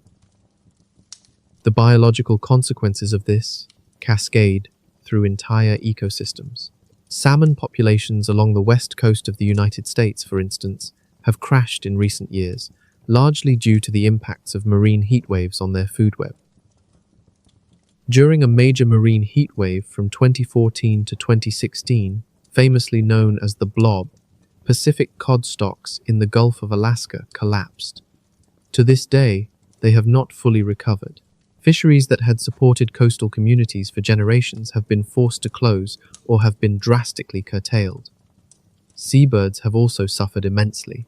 The common murre, a species that relies on small fish for its survival, experienced one of the largest die-offs ever recorded during the Blob.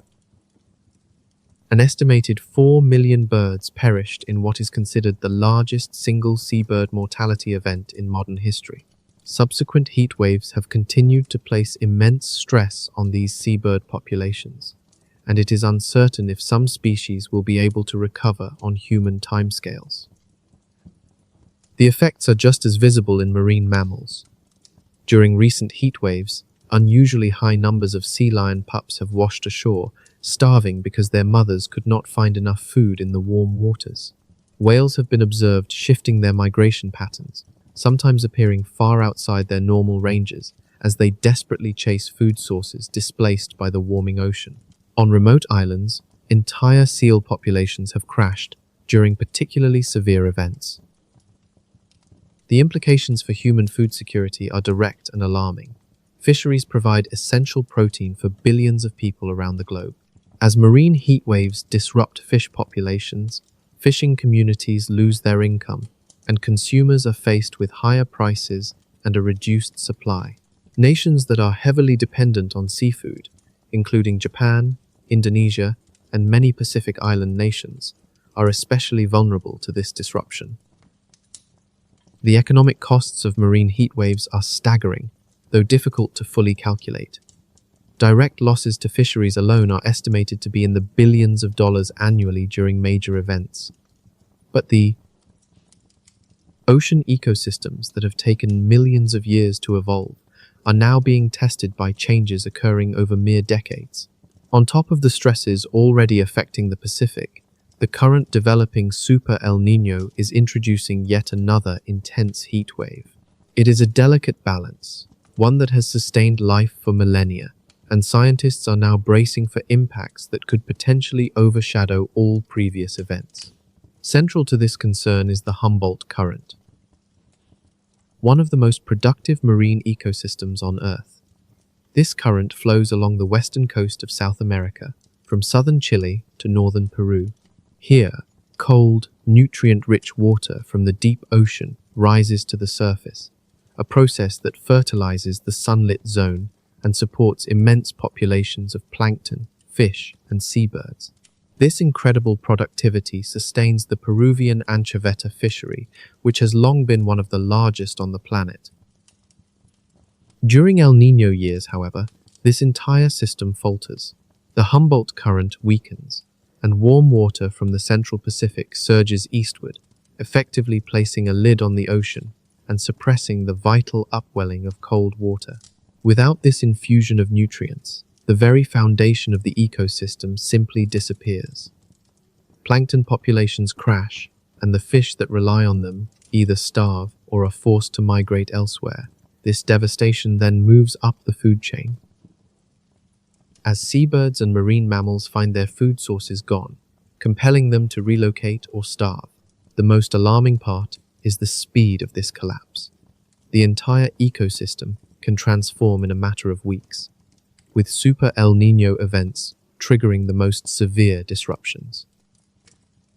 History offers a sobering preview of what might be unfolding once again. The Super El Niño of 1997 to 1998, for example, caused a catastrophic crash in the Peruvian anchoveta population, with catches plummeting by more than 50%. The fishing industry faced losses amounting to billions of dollars, while seabird populations on offshore islands collapsed and sea lions and seals starved on the beaches. It took years for the ecosystem to recover. The conditions developing with the current Super El Niño appear strikingly similar. Early indicators of stress are already emerging off the coast of South America, with rising sea surface temperatures and plankton blooms that have been weak or entirely absent when they should have occurred. Fish populations are already showing signs of migrating toward cooler waters. A simple analogy can help illustrate the dire nature of this situation. Imagine a vast kitchen that depends on a steady, daily delivery of fresh ingredients from a reliable network of suppliers. Suddenly, those deliveries stop. The kitchen still has its staff, its equipment, and its customers, but with no food to cook, it is forced to close within days. This is precisely the scenario facing the Humboldt fisheries, as their essential ingredients are vanishing from the water. The economic consequences for nations like Peru and Chile are immense. Fish meal and fish oil derived from the Peruvian anchoveta are critical exports, used globally in animal feed and for aquaculture. When this particular fishery collapses, it sends a shockwave through international markets, causing prices to spike. Aquaculture businesses in Asia and Europe experience a sharp rise in their feed costs, and the impact is felt by salmon farms, shrimp operations, and even poultry producers. The crisis in this one region sends economic ripples across the entire planet. The disruption is not confined to a single species. The entire marine community is thrown into disarray. Beyond the anchoveta, other regional fisheries are also deeply affected. Populations of hake, mackerel, and sardines all shift during El Niño events. Some of these species are driven toward cooler waters in the south, while others retreat into deeper parts of the ocean, where commercial fishing fleets cannot easily follow. Some species die off completely as their primary food sources disappear. Behind the ecological and economic data lies a profound human story of loss and uncertainty. Along the coasts of Peru and Chile, entire fishing communities have been built around the stability of these marine resources. When the fish vanish, so do the jobs. Boats are left to sit idle in their harbors. Processing plants lay off their workers, and local economies begin to suffer. This hardship often leads to increased migration to cities as people are forced to search for new livelihoods, causing social effects that ripple far beyond the fishing industry itself. In response, governments have tried to mitigate the damage through fishery closures, reductions in quotas, and emergency aid programs for the communities affected. While these measures can provide some short-term relief, they cannot replace the lost catch or restore the ecosystem itself. A full recovery is entirely dependent on the El Niño event finally ending and the Humboldt Current returning to its normal state. The timeline for this recovery is also deeply uncertain. While some species can rebound quickly once conditions improve, others take much longer. Top predators, such as sea lions and seabirds, may require many years to rebuild their populations after such a major crash. Each Super El Niño leaves a lasting scar on the ecosystem, and the cumulative impact of multiple events in recent decades has weakened the resilience of the entire system. But the ocean's turmoil does not remain contained within the water. It reaches high into the atmosphere, reshaping our weather in what becomes the next part of this cascading effect. High in the atmosphere, at the altitudes where commercial airliners fly, is the jet stream, a fast-flowing river of air that circles the planet. In the northern hemisphere, the polar jet stream typically moves from west to east, crossing North America, the Atlantic, Europe, and Asia. Its position is a primary factor in determining the weather we experience on the surface, bringing warm air northward when it loops up and cold air southward when it dips down. Storms often follow the path of the jet stream, riding its powerful winds. During Super El Niño events, the behavior of the jet stream changes dramatically. The enormous expanse of warm water in the tropical Pacific alters the heat distribution of the atmosphere above it. This thermal shift, in turn, redirects the flow of the jet stream. In a typical Super El Niño winter, the jet stream over North America bends southward, bringing an increase in storms and rainfall to California, Texas, and the Gulf Coast. At the same time, it bends northward over the Pacific Northwest and Western Canada, leading to warmer and drier conditions there. To visualize this, picture a river flowing across a landscape along a relatively straight course. Now, imagine a large rock is placed in its path. The river is forced to bend around this new obstacle, carving out a new channel. When the Pacific Ocean warms during a Super El Niño, it acts just like that rock for the jet stream. This atmospheric river bends around the heated water in predictable ways, which helps explain why the consequences, while complex, are not entirely random. These downstream effects then ripple across the entire northern hemisphere. Europe experiences changes to its winter storm patterns, while eastern North America sees temperature patterns that deviate from the norm. In Asia, the timing and intensity of the monsoons can be altered. The influence is so vast that even Africa and parts of South America feel the effects as the whole of the global atmospheric circulation reorganizes itself. It is a stark reminder of how interconnected our planet's systems truly are. Looking at the United States specifically, the impacts of past Super El Niños are well documented. They have included historic flooding in California, severe ice storms across the southeast, and devastating tornado outbreaks in the southern plains. The event from 1997 to 1998, for instance, led to billions of dollars in damages from a chain of extreme weather events that were directly traceable to the El Niño-driven jet stream. The current atmospheric setup looks very similar to those previous major events, but with one crucial difference. Today, the atmosphere is warmer overall than it was in 1997 or 1982. A warmer atmosphere is capable of holding more moisture. This raises a deeply concerning question. What happens when storm systems, guided by an El Niño-bent jet stream, are able to draw upon this greater reservoir of water vapor? This time, the stage is set with a new, unsettling variable, suggesting that past events may only be a prelude. When these vast atmospheric systems release their moisture as precipitation, the sheer volume can be overwhelming. California offers a primary case study. During powerful Super El Niño winters, the state is often targeted by atmospheric rivers, long, narrow bands of concentrated moisture that originate in the tropical Pacific. These phenomena can deliver several feet of rain in just a matter of days, leading to dangerous flash floods, devastating mudslides, and the overflow of critical reservoirs. The winter of 2022 to 2023, though not officially a Super El Niño, provided a stark preview of what this extreme activity entails, suggesting that the next major event could bring even more intense and widespread consequences. Meanwhile, the Pacific Northwest confronts a different, yet equally significant, set of risks.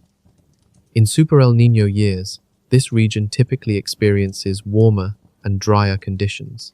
While this might sound appealing, it carries troubling implications for the regional snowpack.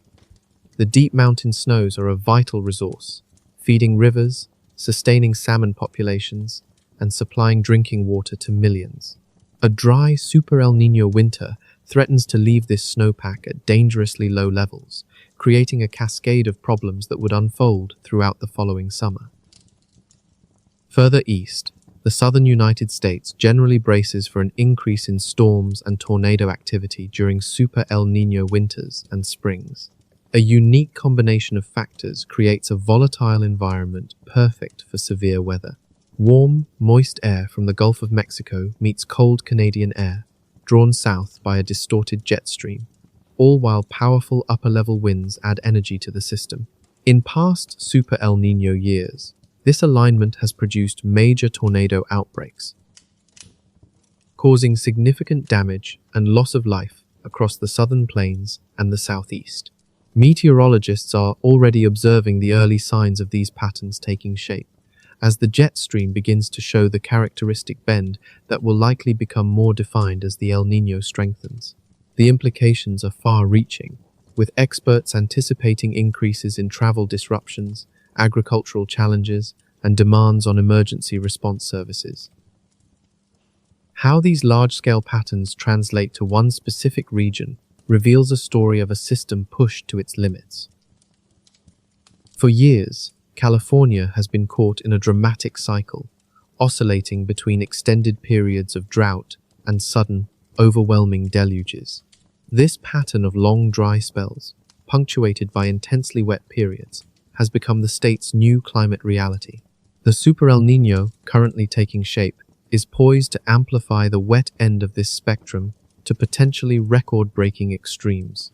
A core part of the problem is that California's extensive water infrastructure, its network of reservoirs, dams, levees, and canals, was engineered for a different era. These systems were built decades ago, based on historical patterns of rainfall and snowmelt that are becoming increasingly obsolete.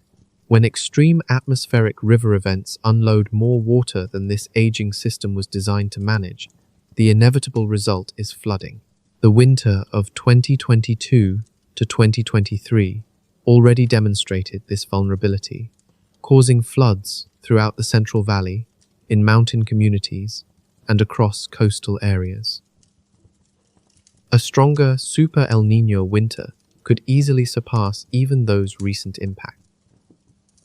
The primary delivery system for these extreme rainfall events is the atmospheric river. Often described as rivers in the sky, these are focused corridors of moisture that travel from the tropical Pacific directly to the west coast. The scale of these phenomena is difficult to overstate. A single, powerful atmospheric river can transport more water than the Mississippi River discharges into the Gulf of Mexico. When several of these events occur in close succession, their cumulative effect can be devastating. It is like pointing a high-pressure fire hose at a single spot. A brief blast might cause minor damage, but a continuous stream would shatter barriers and inundate everything. During Super El Niño winters, California can face something akin to that continuous stream. As one atmospheric river after another makes landfall, each one increasing flood risk, saturating the soil, and pushing reservoirs closer to their breaking point. Under normal conditions, the Sierra Nevada mountains capture much of this winter moisture in the form of snow. This snowpack accumulates throughout the season and then melts gradually during the spring and summer, providing a steady supply of water for the dry months. During Super El Niño events, however, this delicate balance is disrupted. The storms tend to be warmer, pushing the snow line to higher elevations. As a result, much of the precipitation falls as rain instead of snow. This rain often falls on the existing snowpack, triggering a rapid, premature melt that sends a surge of runoff into rivers and reservoirs, quickly overwhelming them. The Super El Niño of 1997 to 1998 serves as a sobering historical benchmark, having produced catastrophic flooding across California. That event resulted in dozens of fatalities and billions of dollars in damages as roads were washed away, homes were obliterated by mudslides, and critical levees failed, stretching the state's emergency response capabilities to their absolute limits. The developing Super El Niño raises the unsettling possibility of similar or even worse outcomes. Beyond the immediate threat of flooding, California must contend with a host of other interconnected risks. The unstable burn scars left behind by recent, massive wildfires are particularly vulnerable. Heavy rainfall on these scars can trigger powerful debris flows, capable of destroying entire neighborhoods. This was tragically demonstrated by the 2018 Montecito mudslide, which killed 23 people when intense rain fell on a recent burn scar. With numerous such scars now dotting the state's landscape, the potential for similar disasters during a wet Super El Niño winter is alarmingly high. This places reservoir managers in a precarious position, forcing them to perform a delicate balancing act. Reservoirs must retain enough water for the inevitable dry periods, yet they also need to release water ahead of major storms to create capacity and prevent dam failure. Making the right decision, often based on long-range forecasts, can be the difference between safety and catastrophe for communities downstream. Coastal flooding presents yet another layer of concern. The combination of higher overall sea levels and the powerful storm surges driven by El Niño-fueled storms can inundate low-lying coastal areas.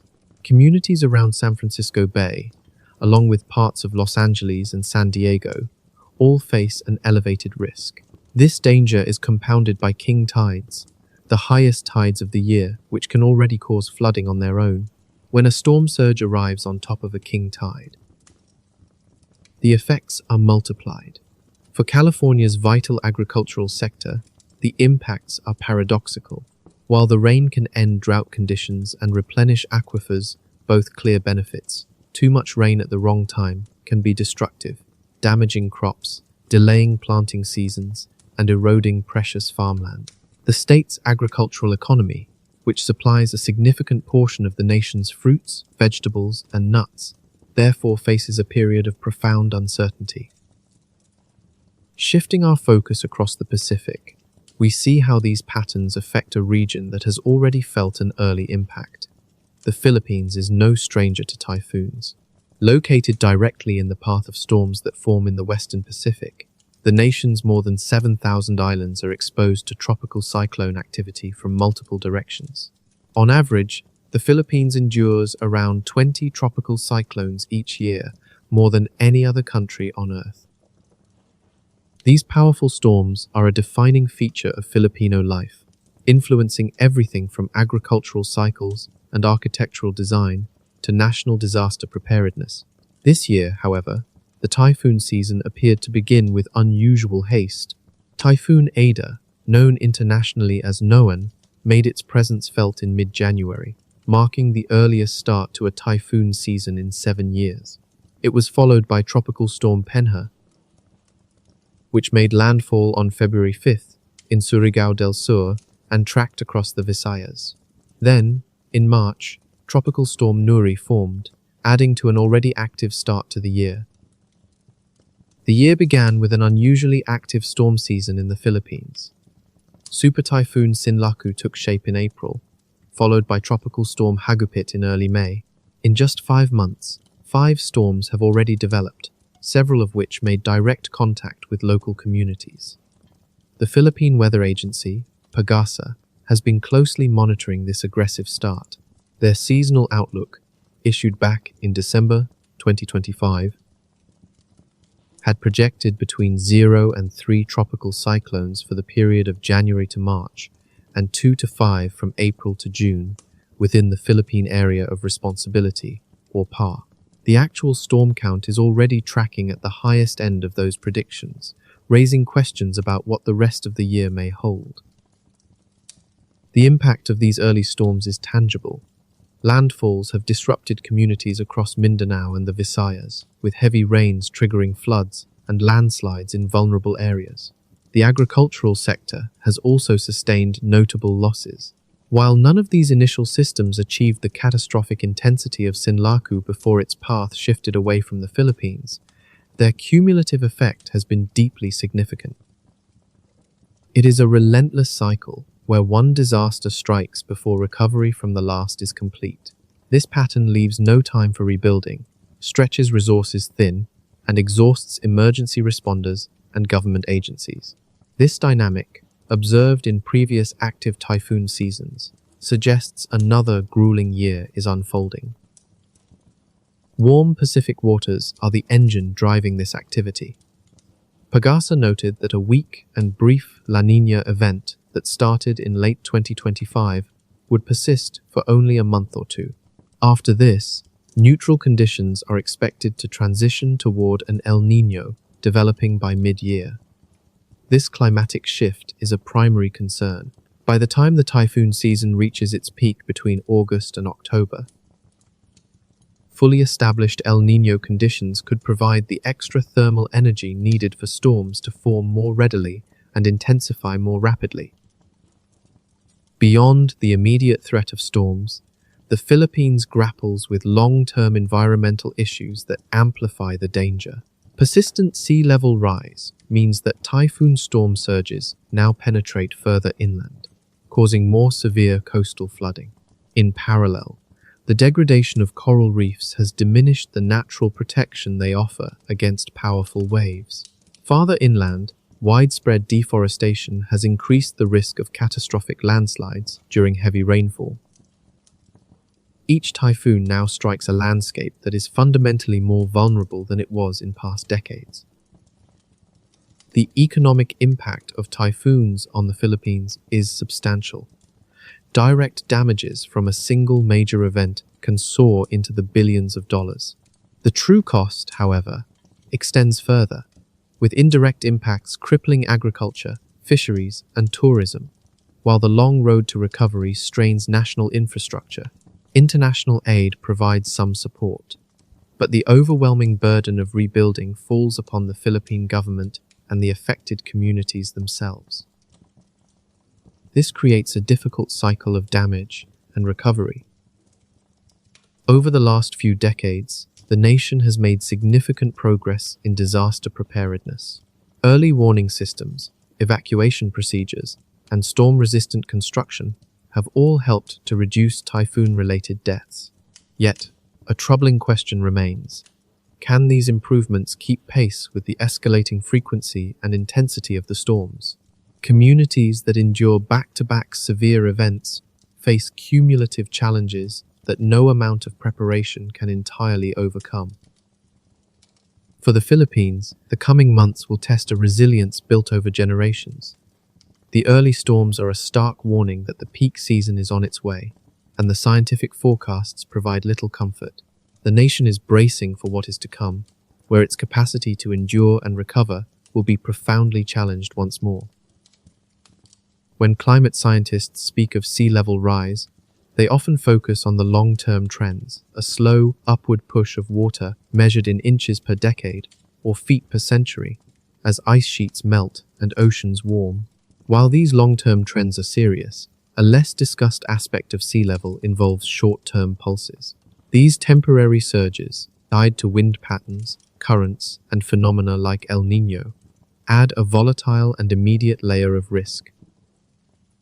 During an El Niño development, sea levels can rise temporarily across the eastern Pacific. The same bulge of warm water that disrupts ocean currents also elevates the sea surface along the coasts of the Americas.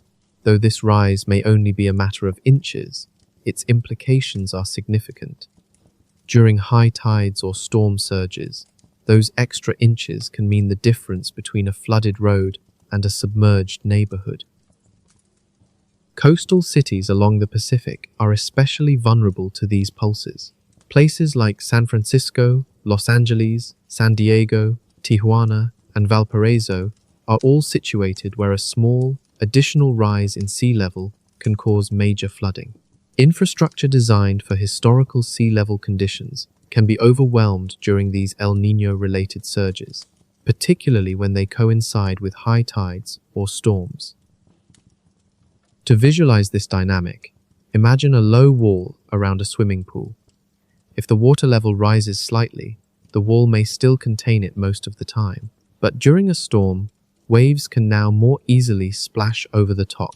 In essence, El Niño raises the baseline sea level, allowing storm waves and high tides to ride on top of that elevated surface and reach further inland.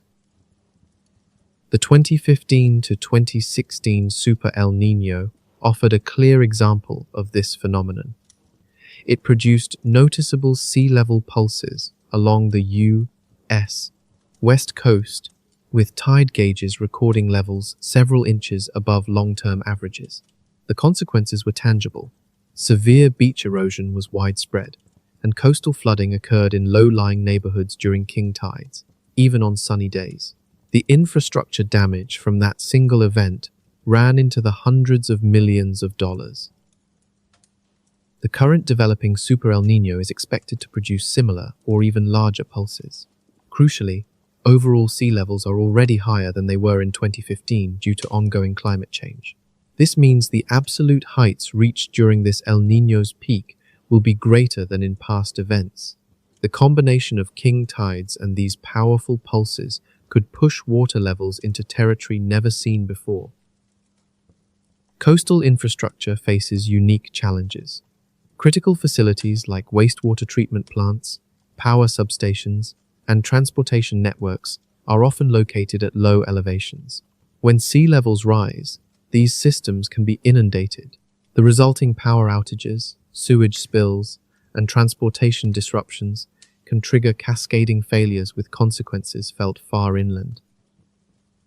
Another insidious threat is saltwater intrusion into freshwater aquifers. Higher sea levels push saltwater further into groundwater systems, contaminating wells and water supplies. This is not a temporary issue. Once an aquifer is contaminated, restoring it can take decades, if it is possible at all. For communities reliant on groundwater, these pulses pose a grave, long-term danger. The growing awareness of these dangers is beginning to have a real-world effect.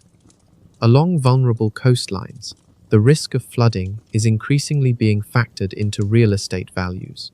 This financial calculus reflects a new reality, where the abstract science of our changing climate translates into concrete economic consequences for individuals and communities.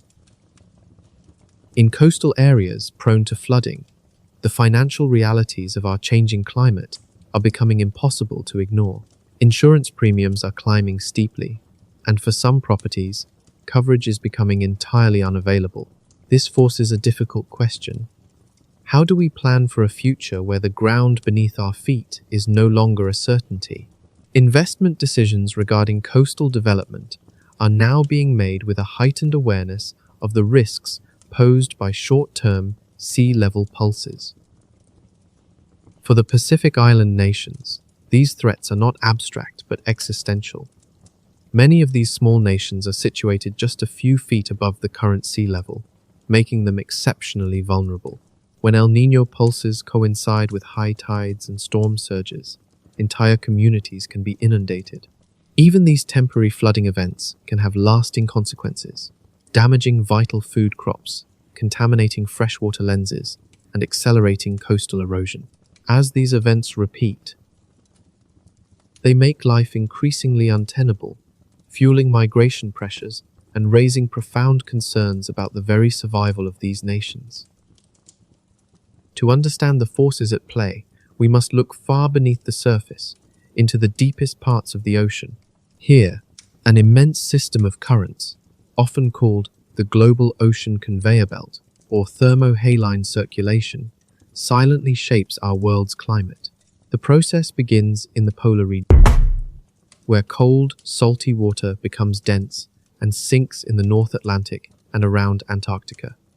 This deep water then embarks on an epic journey, flowing along the seafloor for thousands of miles, before eventually rising to the surface in distant ocean basins.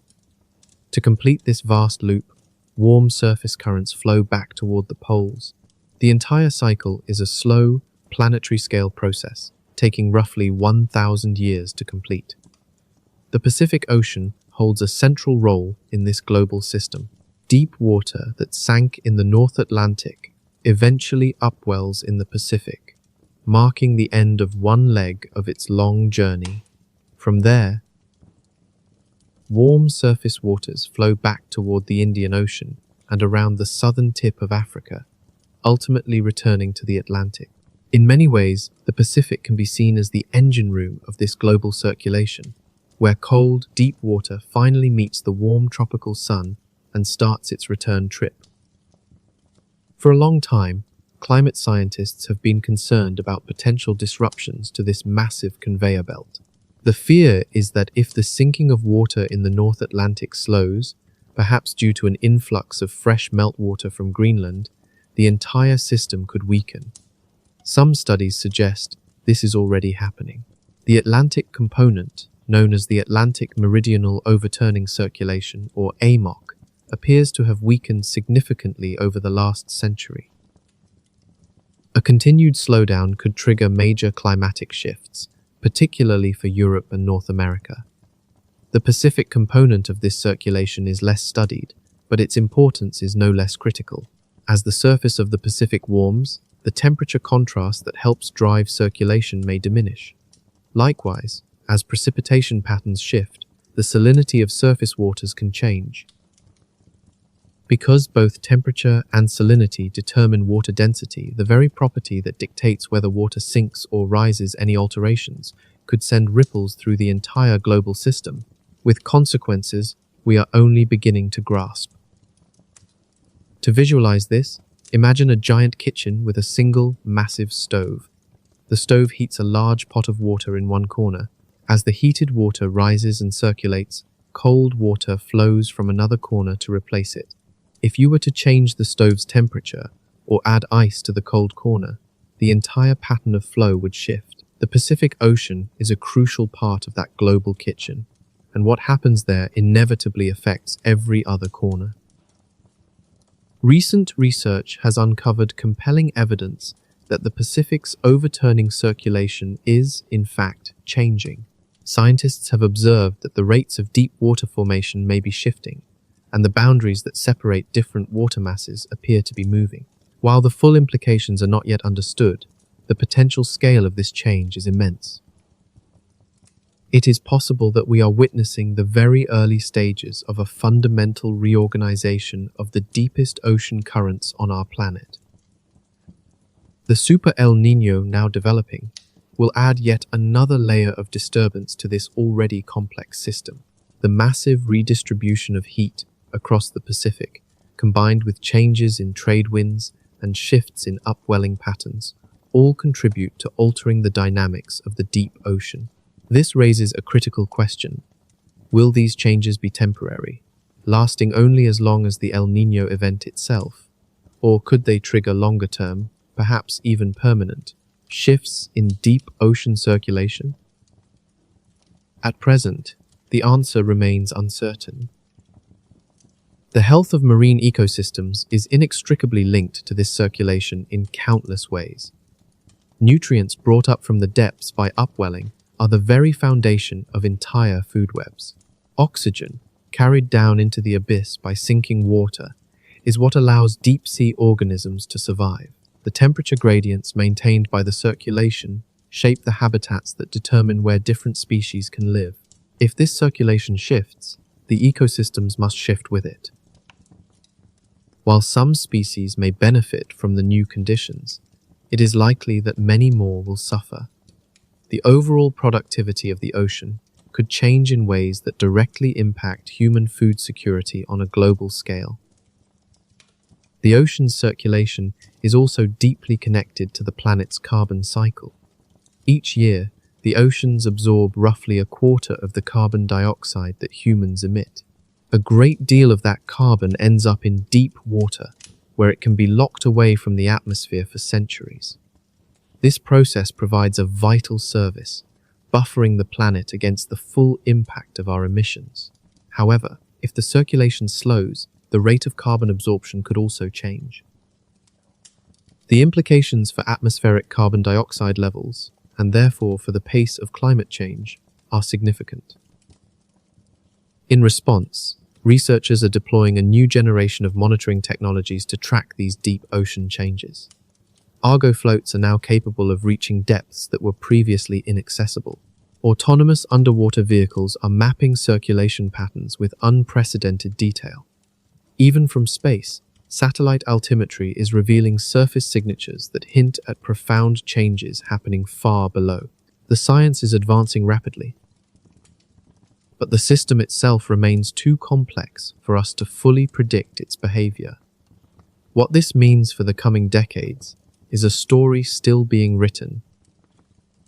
A pivotal paper published in the journal Nature Times by A.Y. Xu and her colleagues at the University of California, Los Angeles, has fundamentally altered how scientists think about super El Niño events. The research examined long-term shifts in surface air temperature, soil moisture, and sea surface temperature in the wake of major El Niño events. Their findings were stark. Super El Niños do not merely cause temporary disruptions. They can effectively reset entire regional climate baselines for decades to come. According to the research, the mechanism behind this phenomenon involves what is known as non-linear amplification. In essence, small changes in initial conditions, when filtered through the enormously complex dynamics of the climate system, can produce disproportionately large and lasting outcomes. Once a super El Niño pushes regional climate systems past certain critical thresholds, those systems do not simply return to their previous state. Instead, they settle into a new, different equilibrium, one that has been permanently shaped by the disruption. The implications of this discovery are profound. It suggests that the climate we have known is not necessarily the climate we will return to after a super El Niño passes. Some places may see permanent shifts in their rainfall patterns, while others could experience lasting changes in their average temperatures. Soil moisture, which is the critical factor determining what plants can grow in a region, may settle at new levels that support entirely different ecosystems than before. It seems the very maps we have drawn for our familiar climate may need to be redrawn. To understand this fragility, one can picture a heavy ball balanced perfectly on the peak of a hill. To understand the long-term impacts of a super El Niño, one can picture the Earth's climate as a ball resting in a valley. A gentle push might cause it to wobble, but it will always roll back to its starting point. A super El Niño, however, is a much more powerful force. As studied by the team led by Shui, These events can be strong enough to push the climate ball over a ridge and into an entirely new valley. Once there, the climate settles into a different state of equilibrium. A new normal that is not the same as before. The research provides specific examples of this phenomenon. The most significant regime shifts are predicted for regions where El Niño's influence is already strong. For instance, the southwestern United States could find itself locked into a permanently drier or wetter baseline, depending on the nature of the event. Australia might face enduring alterations to its rainfall patterns, with profound consequences for its agriculture and unique ecosystems. In Southeast Asia, the very timing of the monsoons could be permanently shifted. The Super El Niño that is currently forming carries the potential to initiate these very kinds of permanent changes. Complicating matters further is the background warming from climate change, which could make the impacts even more severe than those seen in the past.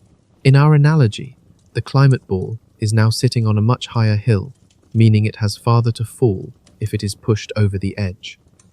This new reality makes adaptation planning incredibly challenging. Communities can no longer simply assume that their local climate will revert to historical averages after an event passes. Instead, they may need to prepare for entirely new climate baselines that have not yet been fully defined. This uncertainty requires a complete re-evaluation of water systems, farming practices, infrastructure design, and even emergency response procedures, all of which may need to be updated for the new realities that emerge. The economic fallout of such shifts would be immense. Regions that transition to permanently drier climates might see their agricultural productivity collapse for good. Conversely, areas that become consistently wetter could face new and persistent flooding risks, requiring billions in new infrastructure investments. These long-term changes are already being noticed by insurance markets, which are beginning to factor these permanent shifts into their pricing models. This, in turn, has significant implications for property values, the viability of businesses, and the stability of government budgets. This raises a difficult question.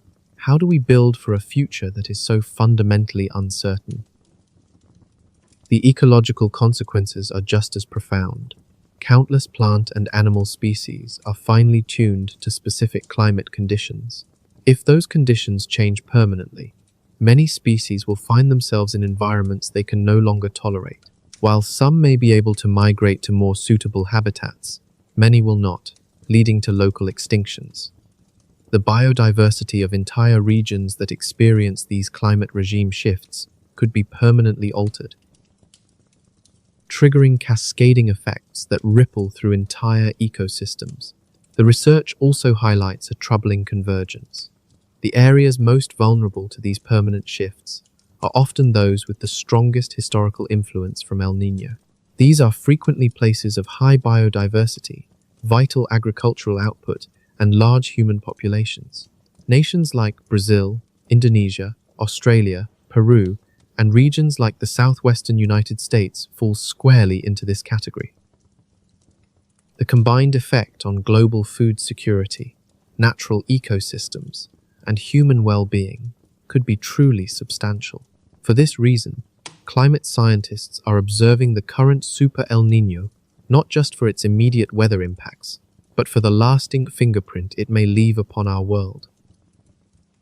But it is not only the atmosphere that holds the potential for sudden, catastrophic change. Deep beneath the Pacific Northwest, a geological giant has been dormant for a dangerously long time. This is the Cascadia Subduction Zone, a massive fault line that stretches from northern California all the way to British Columbia. Here, the Juan de Fuca tectonic plate is slowly diving beneath the North American plate. When this fault finally ruptures, it is capable of unleashing some of the most powerful earthquakes on the planet, and it has been silent since the 26th of January 1700. That is more than 3 centuries ago. The last great Cascadia earthquake struck on a winter night in the year 1700, with a magnitude estimated to be around 9. The event is vividly described in the oral traditions of native peoples along the Pacific Northwest coast. Its date is confirmed by records from Japan, which documented an orphan tsunami that struck its shores just hours after the rupture on the other side of the ocean. Further evidence comes from geology itself, with coastal salt marshes showing the sudden drop in land elevation that accompanied the immense quake. The scale of the 1,700 event is well understood. The only mystery is when the next one will arrive. Subduction zones like Cascadia tend to produce these great earthquakes on a roughly cyclical schedule. By studying the geological record, scientists estimate that Cascadia ruptures, on average, every 200 to 550 years. The interval since the last event in 1700 has now stretched beyond 3 centuries. We are living squarely inside the window of probability, and some researchers believe we may be statistically overdue for the next major event. The reason Cascadia can remain silent for so long is because the two plates are currently locked together. In this locked zone, they are stuck, even as the broader tectonic forces continue to push them. The Juan de Fuca plate continues its eastward drive, causing the North American plate to be slowly compressed and buckled. Year after year, century after century, immense strain builds up with no way for the energy to be released. Eventually, that lock will break. When it does, the release of energy will be cataclysmic. Imagine stretching a giant rubber band between two hands that are constantly pulling apart. For a long time, the band just stretches, storing more and more potential energy. When it finally snaps, all of that stored energy is released in an instant. Cascadia is now in the late stages of that stretching. When the snap comes, it will not be subtle. The next Cascadia earthquake is expected to have a magnitude of around 9, or possibly even larger. The ground will not shake for seconds, but for several minutes. Cities all along the Pacific Northwest coast will experience violent motion that few structures are designed to withstand. Buildings will fail, roads and bridges will collapse, and power and water systems will be severed. The devastation will extend for hundreds of miles from the fault line itself. Perhaps one of the most dangerous aspects of the event will be the tsunami that follows. According to current models, coastal communities in Washington and Oregon will have a terrifyingly short window, only 15 to 20 minutes after the shaking stops before the first wave arrives. For some low-lying areas, the time could be even less. With highways, the primary evacuation routes, likely damaged or impassable, the challenge is immense. While evacuation planning has improved, moving thousands of people to higher ground in under 20 minutes remains a daunting, almost impossible task. The economic impact of a major Cascadia event would be simply staggering. Emergency management agencies project damages in the hundreds of billions of dollars, with a recovery that would take not years, but decades. Major metropolitan areas, including Seattle, Portland, and Vancouver, could be heavily affected. The resulting disruption to the regional economy, supply chains, and population would create ripples felt far beyond. The fault line responsible for a future Cascadia earthquake is an integral part of the Pacific Ring of Fire, a system that historically demonstrates heightened activity in years with a major El Niño. While it remains unknown if the developing Super El Niño will directly influence the stress patterns along the Cascadia subduction zone, the tectonic strain is already immense. It is a sobering thought that the trigger for such an event may not need to be large. Over the last few decades, preparedness in the Pacific Northwest has seen significant improvements, with stronger building codes, deployed early warning systems, and stockpiled emergency supplies. Yet, the sheer scale of a magnitude 9 event would push even the most resilient communities to their limits, suggesting that survival will depend as much on individual readiness as it does on official response. The coming 72 hours bring the complex Cascadia question into sharper focus. The warming waters of the Pacific, the formation of a Super El Niño, the tremors from an underwater volcano, early season storms, and the immense pressure of locked tectonic plates all converge. This confluence of powerful forces leads to a single profound question: what will happen next? Of course, the full consequences will not unfold in such a short window. A super El Niño requires months to reach its peak, and a major Cascadia earthquake could occur tomorrow or not for another 50 years. The certainty lies not in the timing, but in the build-up. However, the next 72 hours do present specific immediate risks that warrant our careful attention. West of the island of Chuuk, Tropical Depression 5W continues to spin, and if it gathers strength to become a typhoon, it could pose a threat to the Philippines or Taiwan within a matter of days. Forecast models are tracking its development closely, as conditions appear favorable for intensification, though its ultimate path and power are still uncertain. At the same time, the westerly wind bursts that have been disrupting the Pacific's trade winds might persist. Each new burst propels more warm water eastward, hastening the development of El Niño. Should a significant burst occur in the next 72 hours, it could lock in the signal for a super El Niño, with far-reaching implications for the remainder of the year. Meanwhile, axial seamount continues to rumble as the earthquake count steadily climbs. Each high tide cycle adds further stress to its magma chamber. An eruption, whether this week or next month, is genuinely unpredictable, prompting researchers to monitor it around the clock. While an eruption would not directly endanger coastal communities, it would serve as another powerful sign of an increasingly active Pacific system. The broader seismic activity along the Pacific Ring of Fire also demands close observation. Earthquakes in the magnitude 6 to 7 range are a common occurrence around the basin, happening almost weekly. However, periods of unusually high activity can sometimes act as precursors to larger events. The next 72 hours will undoubtedly produce more earthquakes. The great challenge is that it remains impossible to predict in advance if any of them will be exceptionally large. One might imagine the Pacific as a grand chessboard where every piece is in motion simultaneously. Each move creates new possibilities while closing off others. The ocean is currently in a state of dynamic reorganization that is both scientifically fascinating and deeply concerning. We are witnessing a planetary system reconfiguring itself in real time, with consequences that will unfold over the coming years and decades. For those living in regions directly affected by the Pacific's weather and geology, awareness is the most vital tool. Understanding evacuation routes, maintaining a ready emergency kit, and paying close attention to official warnings are fundamental steps. These actions, while not dramatic, are the very preparations that save lives when events do occur. For coastal communities, the situation presents a heightened risk of tropical storms, sea level pulses, and storm surges. This reality suggests that investments in infrastructure may be required sooner than anticipated. Insurance reviews, building inspections, and community-wide emergency drills all gain a new sense of urgency as the Pacific continues to shift.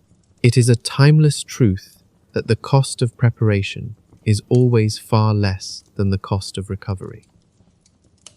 Even for populations farther inland, the effects will arrive, perhaps less directly, but with no less certainty. Atmospheric rivers, for example, will deliver either intense moisture or prolonged drought to regions that rely on Pacific weather patterns. The subsequent impacts on agriculture will influence food prices, and water management decisions made today will shape outcomes for years to come. The Pacific is not merely a coastal concern. It is a force that shapes the climate for half the planet. From a scientific perspective, the next 72 hours represent another invaluable opportunity to refine forecasts, improve models, and deepen our understanding of how the Pacific Ocean acts as a global climate engine. Each new piece of data adds clarity, and every event offers lessons that will help us better prepare for the next one. The Pacific Ocean is showing us what a planet under stress looks like. The warming of the seas, the reorganization of the atmosphere, and the loading of geological faults are all happening at once, interacting in complex and unpredictable ways. The next 72 hours are but a single chapter in a much longer story, a story being written right now in waves, winds, and tectonic strain. What happens next is subject to forces far beyond human control, but how we choose to respond depends entirely on us. Stay alert, stay prepared, and stay curious.